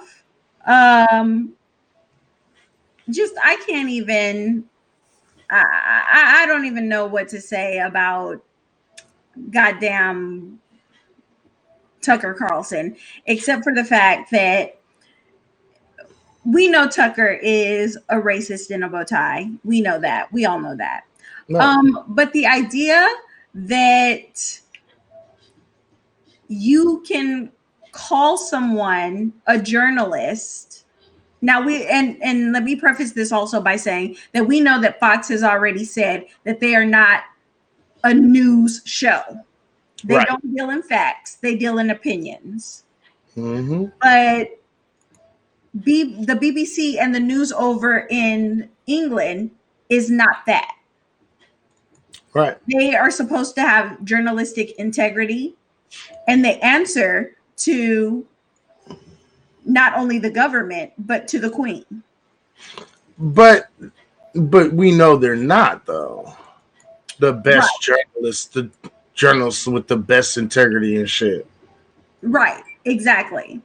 And so, but my thing is this: the idea that we're supposed to allow people to, under the guise of free speech, say things that are oppressive to other people is the most ludicrous thing that I've heard, especially when you're talking about someone who is supposed to be delivering you news.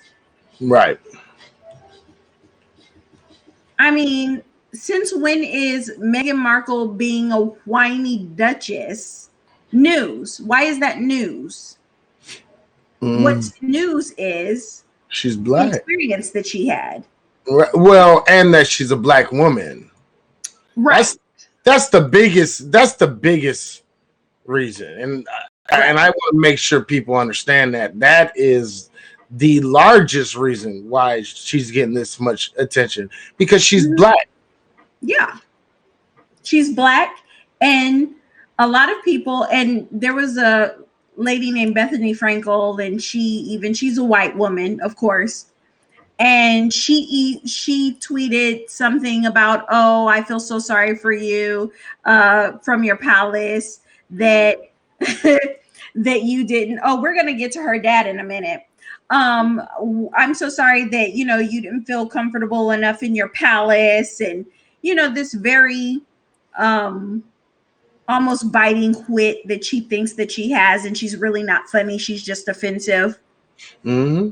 But this is the same white woman who lives in a penthouse in New York City that cost her $5 million, and she cried every week on her show when she was getting a divorce. Mm-hmm. But then you tweet out, poor Megan, from your lovely palace that you didn't feel comfortable. Bitch, that's exactly how the fuck we felt about you from your penthouse in your $5 million penthouse in New York City that you were able to move to out of your husband's house. Mm-hmm.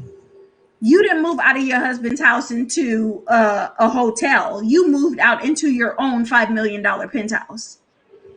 And we watched you cry and talk about the stress and all this kind of shit. Like the narrow-mindedness of white women, it really drives me up the wall. It really does. Yeah. And then to have news outlets, and actually I think this was only Piers Morgan who brought Meghan Markle's dad on to say that he didn't believe his own daughter. Right, because she wanted to try to discredit. I mean, he wanted to try to discredit her. Right, no, and I get that. But can we just talk about the implications of what real white supremacy looks like? White supremacy is you bring on this white man who has never met a royal in his goddamn life, and you give him the same weight and credibility as a black woman who has actually lived with the royals intimately for 3 years. Why do I give a fuck that her father doesn't think that the royals are racist? He's never fucking met them. He wasn't even invited to the wedding. Right. Can we talk about what white supremacy really looks like? White supremacy really looks like that if Meghan Markle's dad was black, they would be talking shit about what a deadbeat daddy he was. Right. She comes from a broken home and blase, blase. Right. They would have been talking about what an opportunistic nigga he was, because now he wants to pop up now that his daughter is getting married into the royal family. Mm-hmm. That's what white supremacy looks like.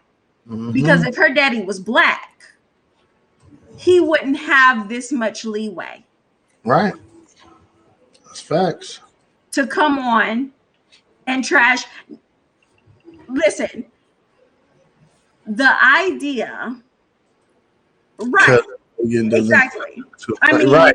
he 100% openly admitted that. He admitted that he lied to his own daughter. And you put him on your news show where you're supposed to be independently fact checking, and you give him the same weight that you're giving to Meghan Markle. So you're pitting them against each other as if he's met the royals, and from his experience, he's never known any racism as a white man, and I still don't know how that would work. But Right. we know that he's never met any of the royals. Mm-hmm.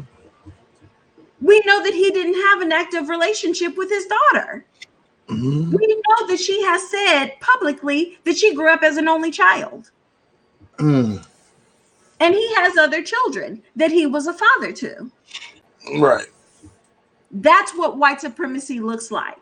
And the fact that you get to dismiss all of that and say this is about free speech, or this is about you just personally not liking her, is exactly what white supremacy looks like. Mm-hmm. And that's where we are going to get stuck in this country, because we have white women like Sharon, every Karen we've ever known, Megyn Kelly, Piers Morgan, Mm-hmm. all of these white people who feel personally attacked because they're dealing in white supremacy and don't want to see it. They don't want to accept it or nothing, no. No. Mm-hmm. And this fallout is going to continue to happen. We're going to keep talking about it because it's going to get worse. This is not going to get better because white people are white people. Last thing I'm going to share, and then I'm going to let Iz have it. And I'm only going to play a little bit of this because it's quite a long interview. But I do want to let you guys listen to a little bit of it.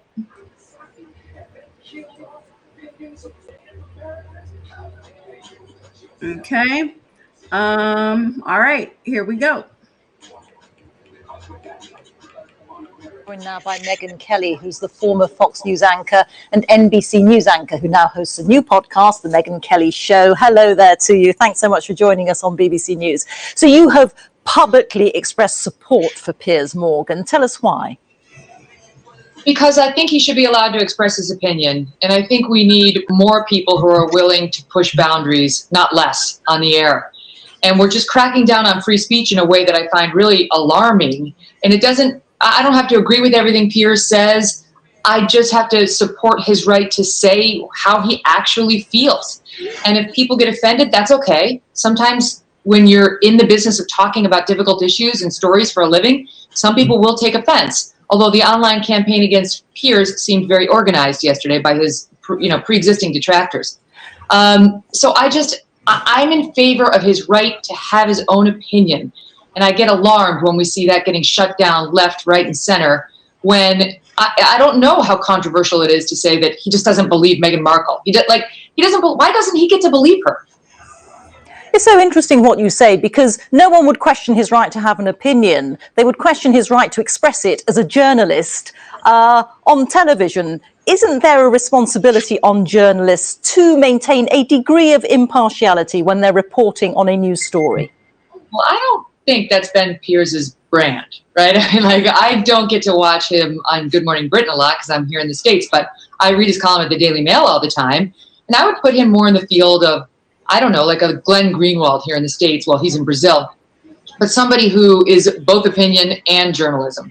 And Piers has never been shy about expressing his opinion, and he often takes controversial positions, and he's been beaten up on Meghan Markle and Prince Harry for a long time. So I think his brand is what they hired, and he didn't really deviate from it this week. So, but maybe he went too far, because the media regulator Ofcom got over 40,000 complaints from the public. They clearly thought he went too far. You can't go by that, though. I mean, they broke records for their viewership yesterday. They had millions of people tuning in, right? So it's like 40,000. Okay, think of all the people who had absolutely no problem with Piers. Or if you went out and said to them, they're thinking about cracking down on Piers' speech, people need to write in to save him, how many would you have gotten? You can't give a heckler's veto. And even if Piers was in trouble, okay, so you slap his hand. And he went out there yesterday morning and he said, look, if somebody is struggling with mental health, if somebody is suicidal, I 100% support their right to seek help. And if she did in fact complain, something should have been done and there should be an investigation into why it wasn't, if it wasn't. But he's basically saying, I don't buy it. I having listened to the whole interview and knowing this person, do not believe what she said. He's entitled to that belief. I don't think it's irresponsible for him to say, having covered her now for years, day in, day out, much more than the average person, I have good reason to believe she's not a credible person in this or many other things she says. But perhaps he has offended too many people by saying that he doesn't believe her, particularly on the issue of mental health, which is a very sensitive subject. It is. I'm not going to dispute that. And I've covered that a fair amount in my career, and I understand it's difficult for people to talk about mental health. Yes, which is why I'm always outing myself as being in therapy. It's working so far. But I think she took a risk, right, in disclosing that. But I don't think her doing that requires everyone to believe it. And I don't think it's unsound for a commentator to say, I'm not buying it. I think she's going for sympathy. It's not how I feel. But I don't think people being offended, some faction of a huge audience being offended should cancel somebody's right to speak out, right? Yes, generally we need to be a little ginger around difficult issues. But if that's what you want. I was completely shocked. Okay. So I'm going to stop the interview there. Because she just pretty much keeps going on to say that she really believes that, free speech is the issue here. And as a journalist, I was very, very disappointed that that was her stance, that he has the right to say that he doesn't believe her. And it really blows my mind. We know that Megyn Kelly is definitely a far right person.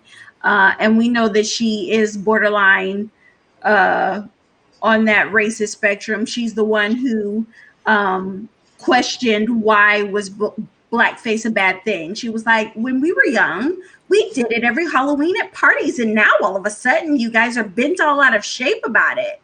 Like, that's Megyn Kelly, right? So, I mean, this is why we're going to continue to have the fallout, because we have white women like Megyn Kelly that exist. We have people like Sharon Osbourne that exist. And these white women have platforms. And guess who does not have platforms? Black women who look like me. That's right.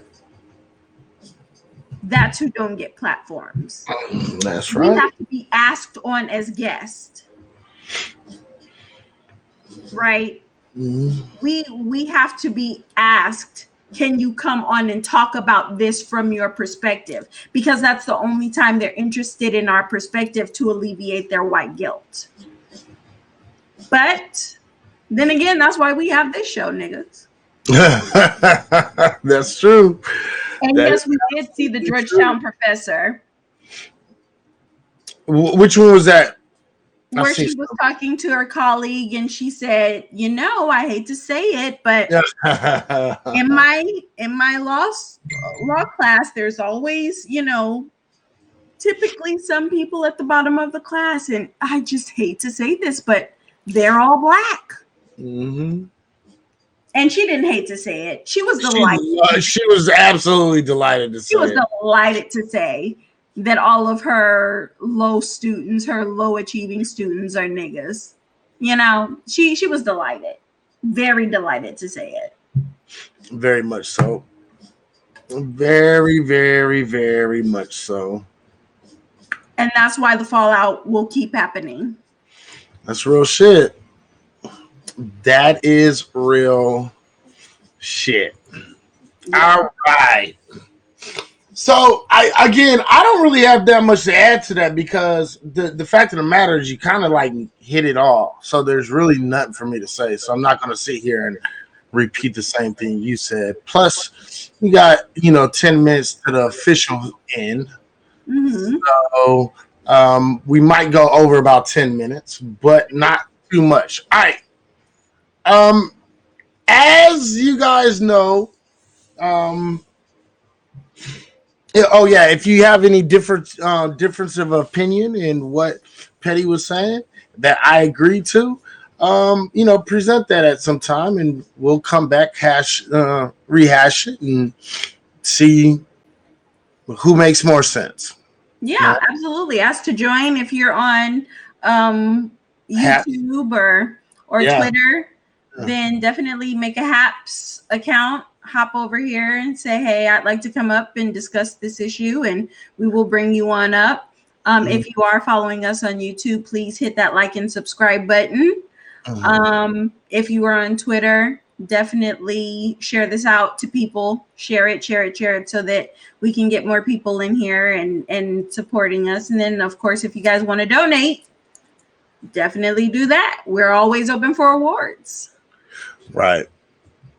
So I want to, and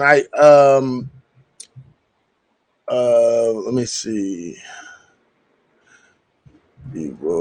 I've been doing a lot of talking about the situation on the demonization of Black folks, and I want to actually break this down a little bit. You guys know that I like numbers.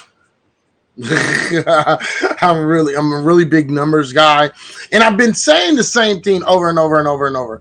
I've been telling people, look, this spike in anti-Asian violence is not being done by Black folks. Black folks are only being promoted. And I want to show you guys that. I'm going to break out a few of these things called facts, and you can fight those all you want. All right. So, wait, let me see. Let's do this. All right. All right. Let me bring this up here real quick. Bang! And we're going to go small for a second, and we're going to look at some numbers. All right. So I want to first start off by saying Asian folks make up 5%, 5.9% of the population in the United States. Okay. Here it is, right. Where was it? Oh, there we go. Native Asian, right there. It's highlighted. It says this is the population according to the census.gov. Asians are at 5.9% of the population. They started at 4.4. For the last few years they've been at 4.4. This year they jumped. If you don't remember, we did do our census already. And they jumped to about 5.9% of the population in the United States. Okay, so we're just going to round that up to 6. Okay, we're going to just round that up to 6. All right, now, when we go through this, I've been telling you guys that a lot of these cases, when it comes to certain individuals, primarily Black folks, they're being overhyped as being racist when they're not. They're crimes. Again, I'm not justifying them, and I'm not saying that they're good or nothing like that. I condemn all crimes. You don't go out there fucking committing crimes against people. Okay,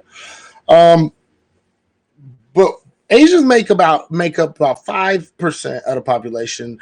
They're saying Black folks make up right here. Black folks highlighted 13.4% of the population. I'm going to raise that up to 14% just because we're going to give people the benefit of the doubt. Plus, I also don't believe that Black folks' population is at 13.4%. Actually, if you actually did the numbers, it comes out to between 14% to about 16% of the population. All right. Now, with those two things said, I want to show you guys some things. All right, let's start at the beginning. Okay. Yeah, this is the beginning right here. Anti-black crimes. There were 2,314 anti-black crimes, okay, committed here in America in 2019. This is FBI.gov, FBI.gov, table number 4, if you want to go check it out. Hate crimes in the hate crimes portion.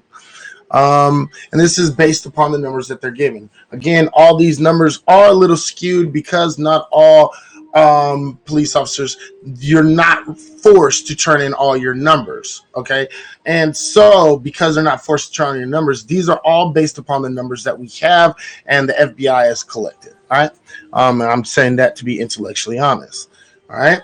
So black folks had 2,314 crimes committed, hate crimes, anti-black hate crimes committed against them. If we go down a little bit, right down here, you'll see anti-Asian. Oops. All right. Anti-Asian. We don't need to go. Look. Hold on. What's going on? What is going on? Sorry about that, y'all. All right. There we go. Right here, we see anti-Asian crimes. There was a total of 205 anti-Asian crimes. Now, first thing I want to point out, we make up a little over double the number of Asian folks in this country. Make up a little bit above, 50. So we're about at 54%. Okay.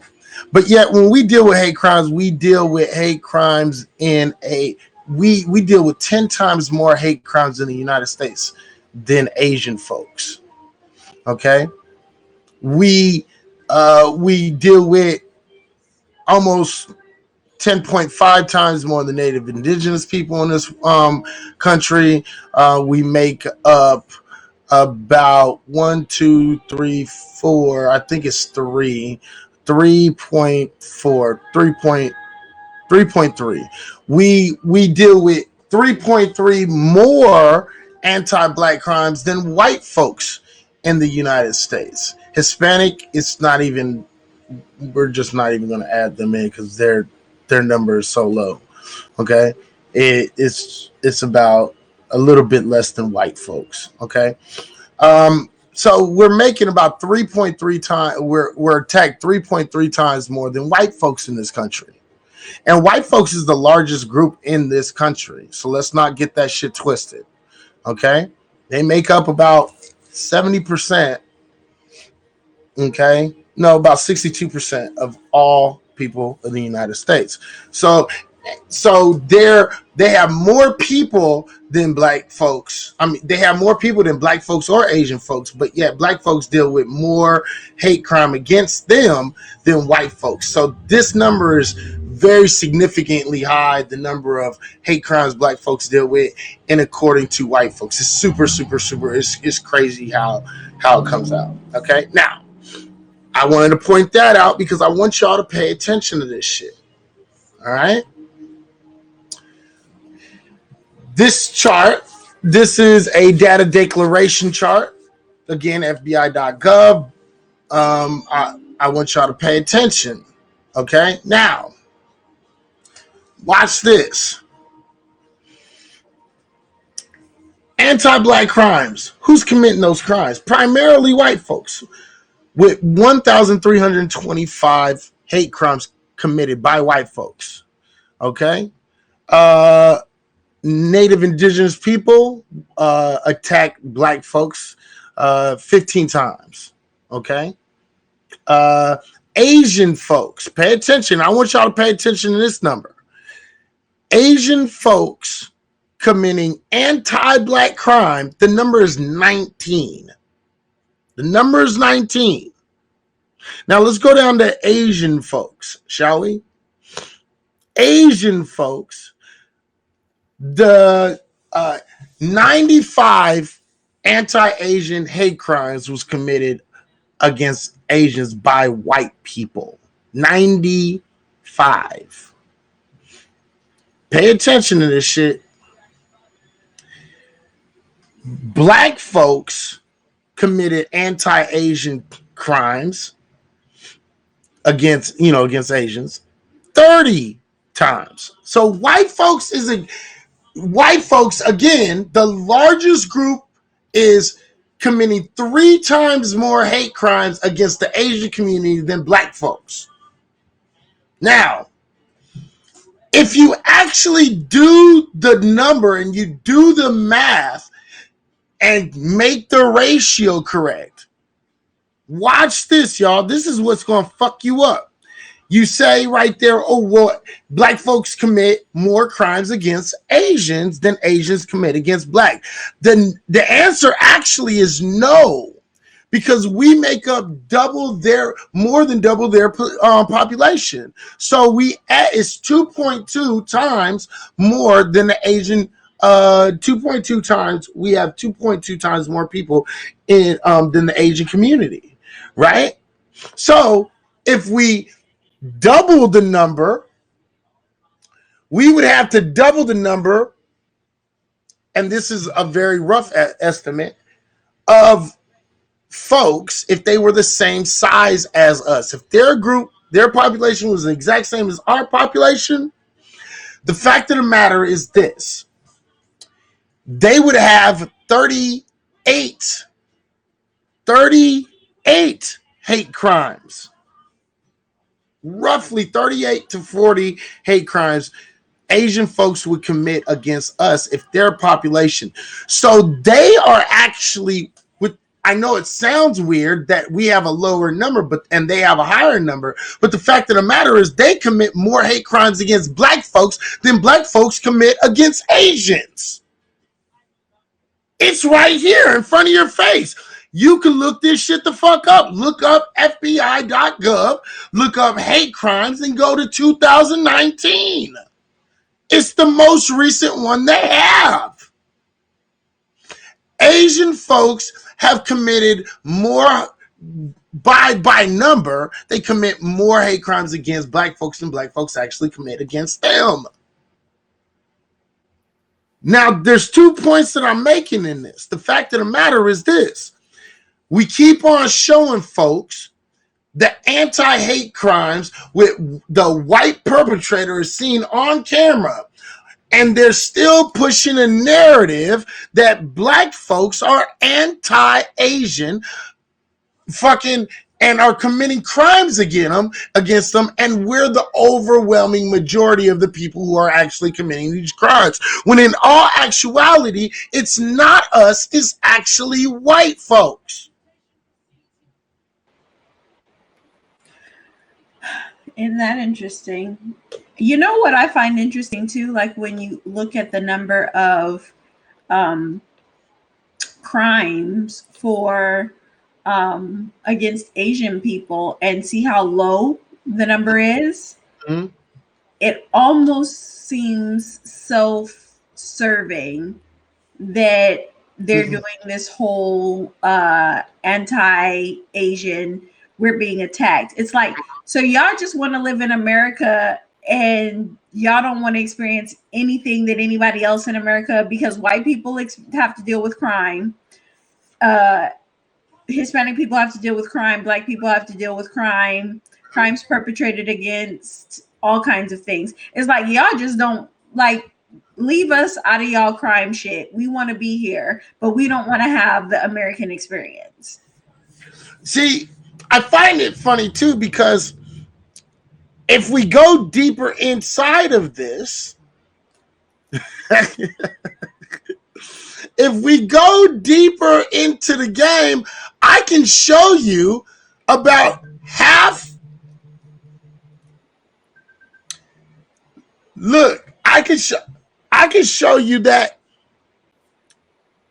This is what's so funny. Half of those hate crimes that Asian folks are calling in as hate crimes aren't even hate crimes. They're just crimes. Because what's going on is, if black people can get blamed for this, any crime committed by a black person against an Asian person right now is going to be looked at as a hate crime. Yeah. Any crime. Right. You understand? Mm-hmm. So they're tacking on numbers. And again, I don't know if it's white folks tacking on numbers or Asian folks, but Asian folks is running with it. Even if let's give them the benefit of the doubt, they're not tacking on numbers just for shits and giggles, but it's white people that's tacking on numbers. Let's just give them that. Right. You guys are still running with the narrative.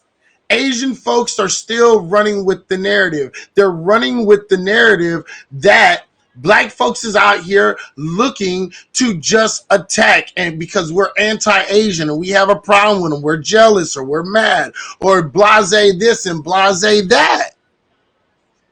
You see what I'm saying? Yeah.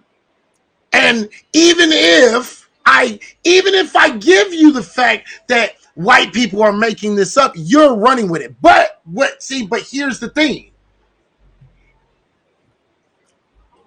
Unfortunately, to all the Asian folks out there, I know you're probably not liking hearing this shit, but I'm going to fucking hurt your feelings one more time. It's not white people that are pushing this narrative. You are. You are. You're quite literally pushing the narrative. You're demonizing black folks just like white folks demonize black folks. Whether you realize what you're doing or not, I can't fucking answer that question. But based upon the fucking numbers, based upon hate crime and the regular crime statistics, you guys are actually using the model minority myth to your advantage. You're using your privilege, and that is a privilege, to your advantage in order to demonize black folks, because for some odd reason it's starting to look like y'all want white folks to fucking, you're trying to show up. You are the new Sambo.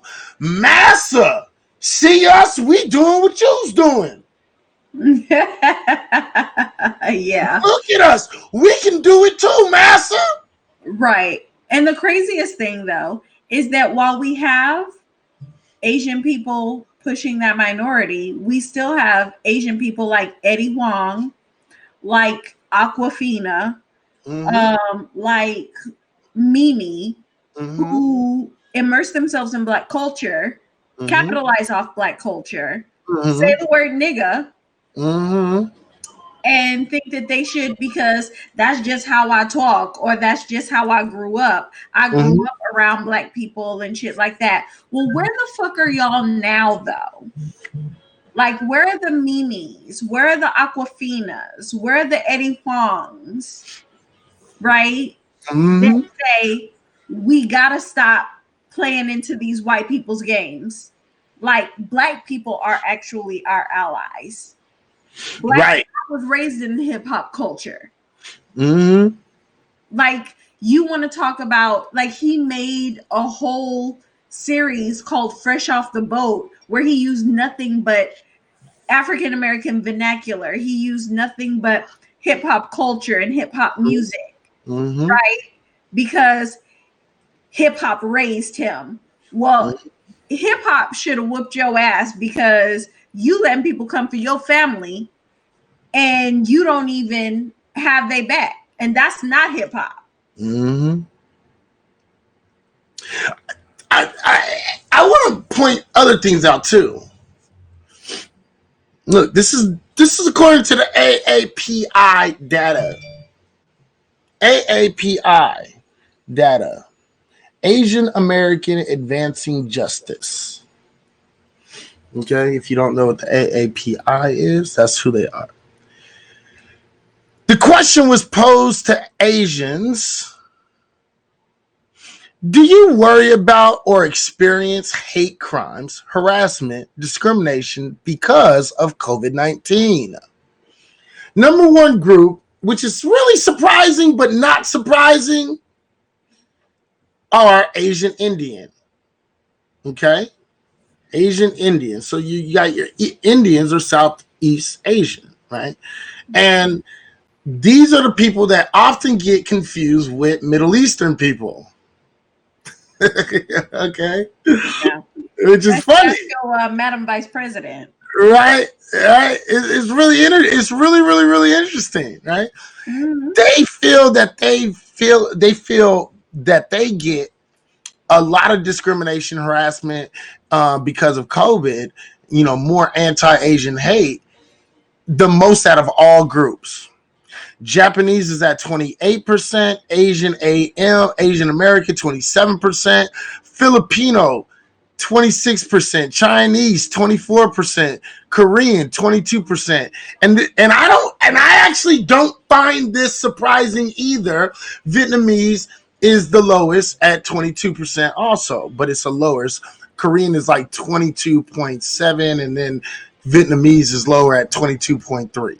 Okay, now check this out. Do you worry about experience hate crimes, harassment, and discrimination because of COVID-19? And the answer, when they answered, almost never.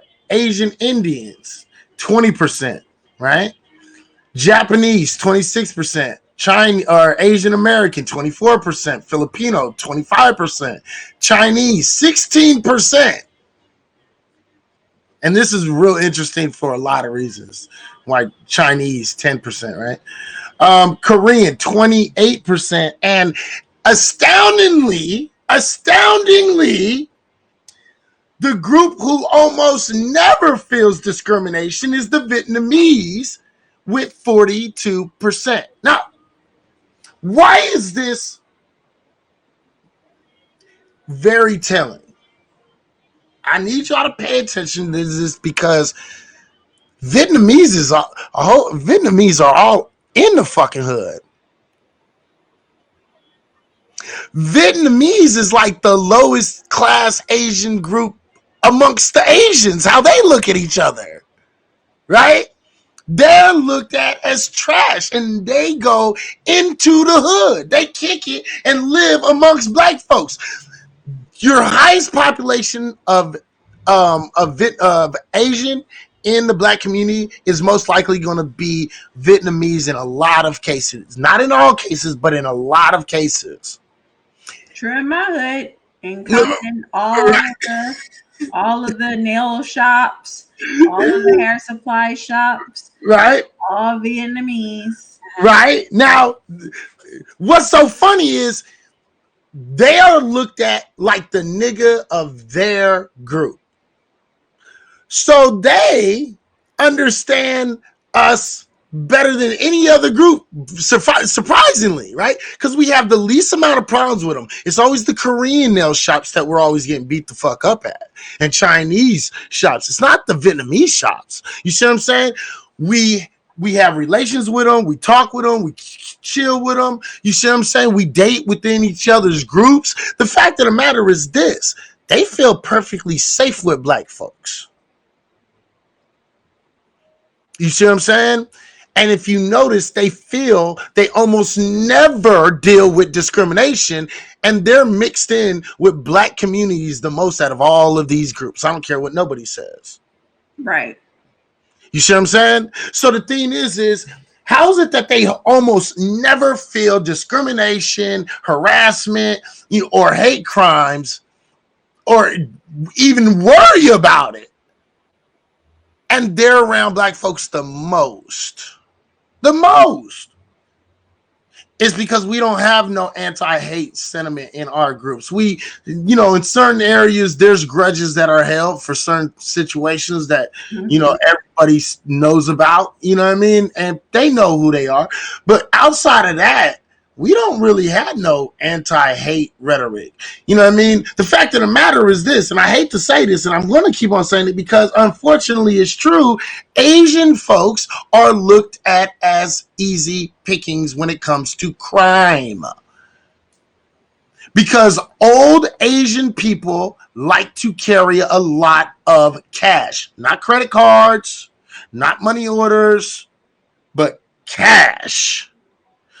And if motherfuckers is hungry and motherfuckers is out there robbing people, and there's an old man who most likely is going to have a credit card on him, or this Asian dude who's most likely going to have some cash on him and a large amount of cash, who you think they're going to go after?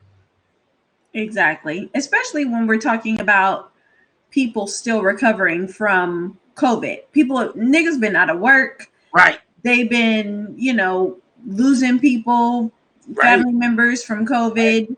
Right. We're talking about a government that has pretty much abandoned its people.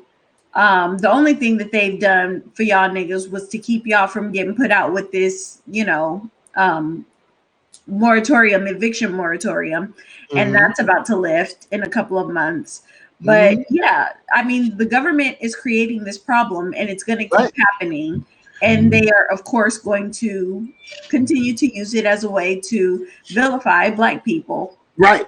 And this is the problem why I keep on pushing this to every single time I come live. And I know people are getting sick of it. But the fact of the matter is, anti-Asian violence is not a major or common thing in the Black neighborhood.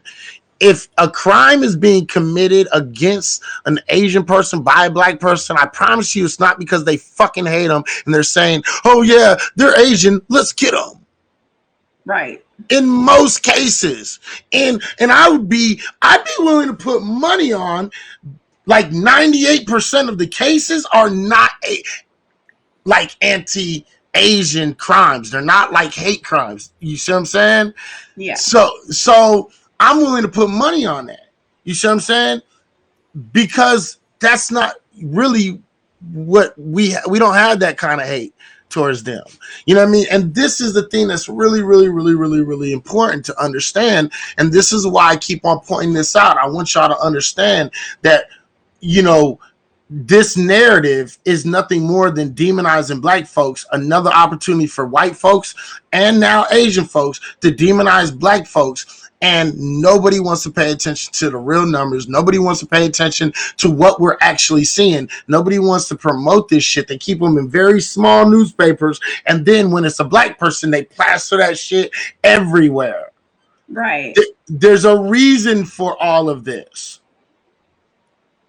So I want people to understand this shit, that this isn't about, you know what I mean? And I do also find it funny. Check this out. This is last thing I'm going to point out before, because I've made my point. I've showed you guys the numbers. I'm not faking it. Again, this is FBI.gov, hate crimes 2019, and it's the data declaration, table 4, table 5, table 6, and I think table 8.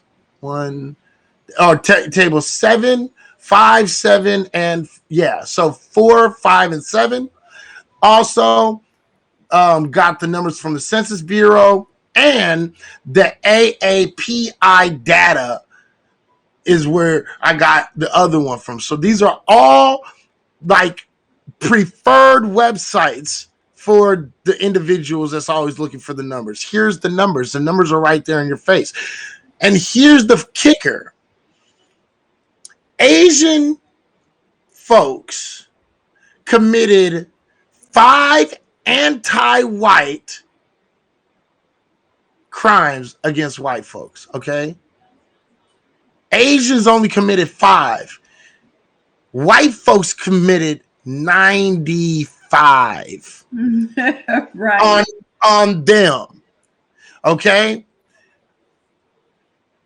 Black folks committed anti-Asian crimes against Asians 30 times. And again, Asian, who is a smaller community, almost a little bit more than 2 times the size of their population, we committed technically by ratio less hate crimes against them, but our number is 19. Or their number is 19 against us. Okay? I want y'all they committed more hate crimes against Black folks who don't really commit hate crimes on them compared to, white folks. And they committed far less numbers of hate crimes against white people than they did black. This needs to be paid attention to. I need y'all to understand this shit. This is real shit game right here, I'm telling you. Yeah. And if we did the ratio, 38 people, 38 to 40 people, hate crimes committed against the black community if they were the same size as us. So that is 8 to 10 more hate crimes on us than we do on them. Again, they commit hate crimes on us at a clip higher than 2.1, 2.2 times more than we commit against us than them. You know what I mean? This is shit. So I want y'all to pay attention and don't fall for the fuck shit, because the numbers don't lie. And the thing is we can show this out to be true. I can pick random cases and I can show you what I'm saying is true. So again, y'all already know I always come with my facts and evidence. I'm going to fucking stay with facts and evidence, and the facts and evidence shows that the real perpetrators of anti-Asian hate crimes are white people, primarily, most commonly white people. And if you pay attention to the articles and you pay attention to how they fucking put out the articles, you will start to see more white people than black people, and not the other way around. And, right. Okay. And it is unfortunate, and a lot of times, because Iz and I will share stories, and I shared a story with him about these Asian kids who decided to attack this black family's home, and they set it on fire and killed like 5 people inside of the home. It wasn't just an attack; it was a hate crime. Right. But my bigger point was that it was actually pulled. I sent it to him, and then the page that posted, I can't remember if it was like Baller Alert or Shade Room, they actually deleted it. I mean, and Baller Alert and Shade Room are supposed to be venues for black people by black people. Right. You know, so I mean, again, that's why we come here every week. That's why we do this show. That's why we guys bring you news and events and things that are going on for us, by us. It's from our perspective.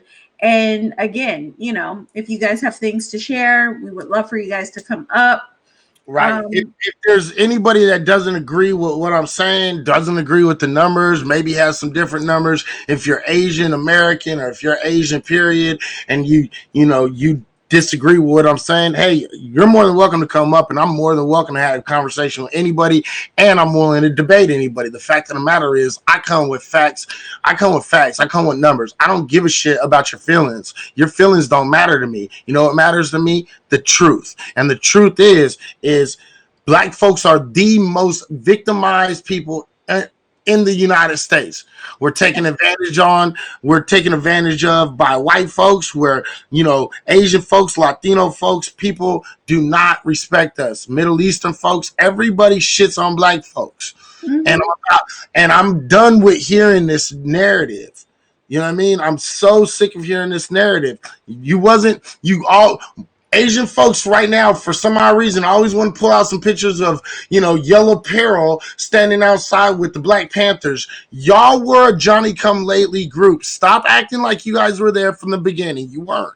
You were a Johnny-come-lately group. When they started making noise, y'all started saying, oh, shit. When Fred Hampton was like, yellow power for yellow people.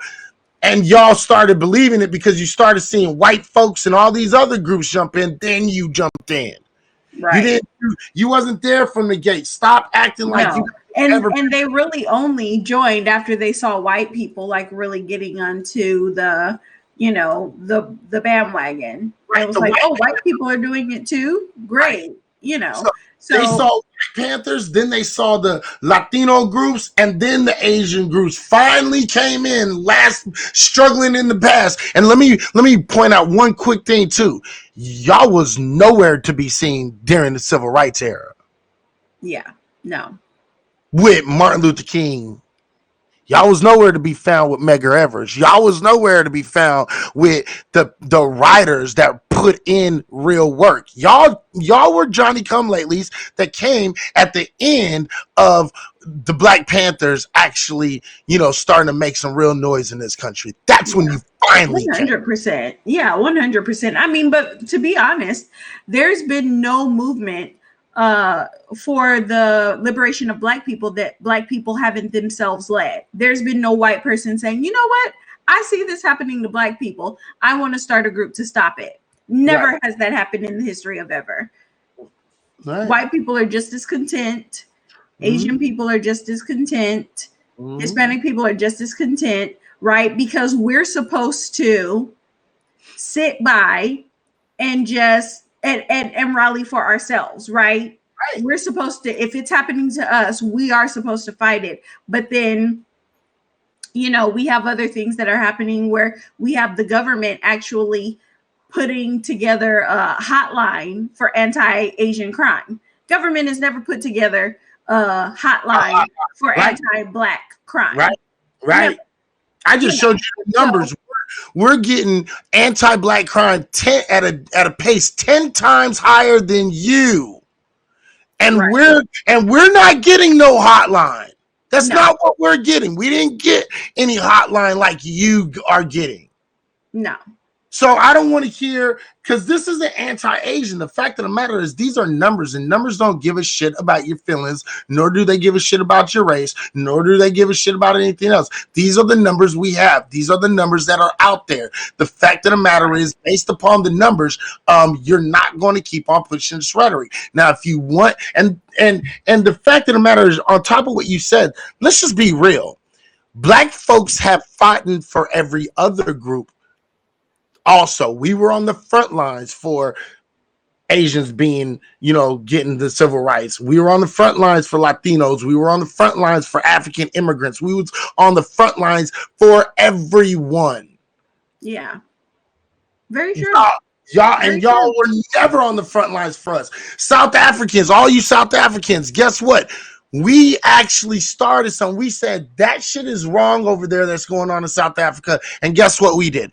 We started something and said, you know what? We're going to start making some noise, because we know if we start making some noise, people are going to have to start paying attention. And guess what? That's what happened. Yep. Very, very true. Very true. When we was fighting for apartheid, the fact of the matter is, when y'all was fighting for apartheid, we was going down there fighting with you. And guess what? When we was fighting the civil rights, y'all motherfuckers wasn't here. Y'all didn't come here until the coast was clear. Very true. Very, very true. That's very true. But actually, it was a lot of the realism of, I guess the backlash of what's happening now with a lot of the Pan-Africanism. But that is for another show. We'll definitely talk about that on another show. Yeah. I mean, I think this has been an interesting week. A lot of racial shit going on in America and across the pond. And this is going to keep happening, and this country is going to have to reconcile itself to the fact that it has real atrocities that it has to make up for. And, right. We've got to get there. But other than that, thank y'all niggas for joining us. We're about 30 minutes over, so we're going to wrap it up. I don't know. Are you doing the after show? I might. I'm going to run up to the store and see how I feel after I run up to the store. I might not do the after hours tonight. We might move it to tomorrow and do a Saturday night show instead of the after hours show. Okay, that's fun. Well, listen, niggas, thank y'all for coming. I love y'all from the bottom of my fucking nuts. I really do. And this week, I want y'all to really pay attention to what's happening in crypto, what's happening in the markets, because y'all about to get an early refund check. I want you guys to not spend that refund check on art supplies, because I'm going to find you niggas. For every one of y'all who buys art supplies, I'm going to find you niggas, and I'm going to deal with you myself. So no more art supplies. But I do want y'all to look at investing, whether it's in crypto, whether it's in the markets, invest some of that money so that you guys can, you know, get some of this money that white people are making out here, you know? And yeah, like Isaiah 53:10. Mm-hmm. I got 99 problems. Isaiah 53:10. 99 problems, but a bitch ain't one. Oh, well. All right, so you guys already know what the fuck it is.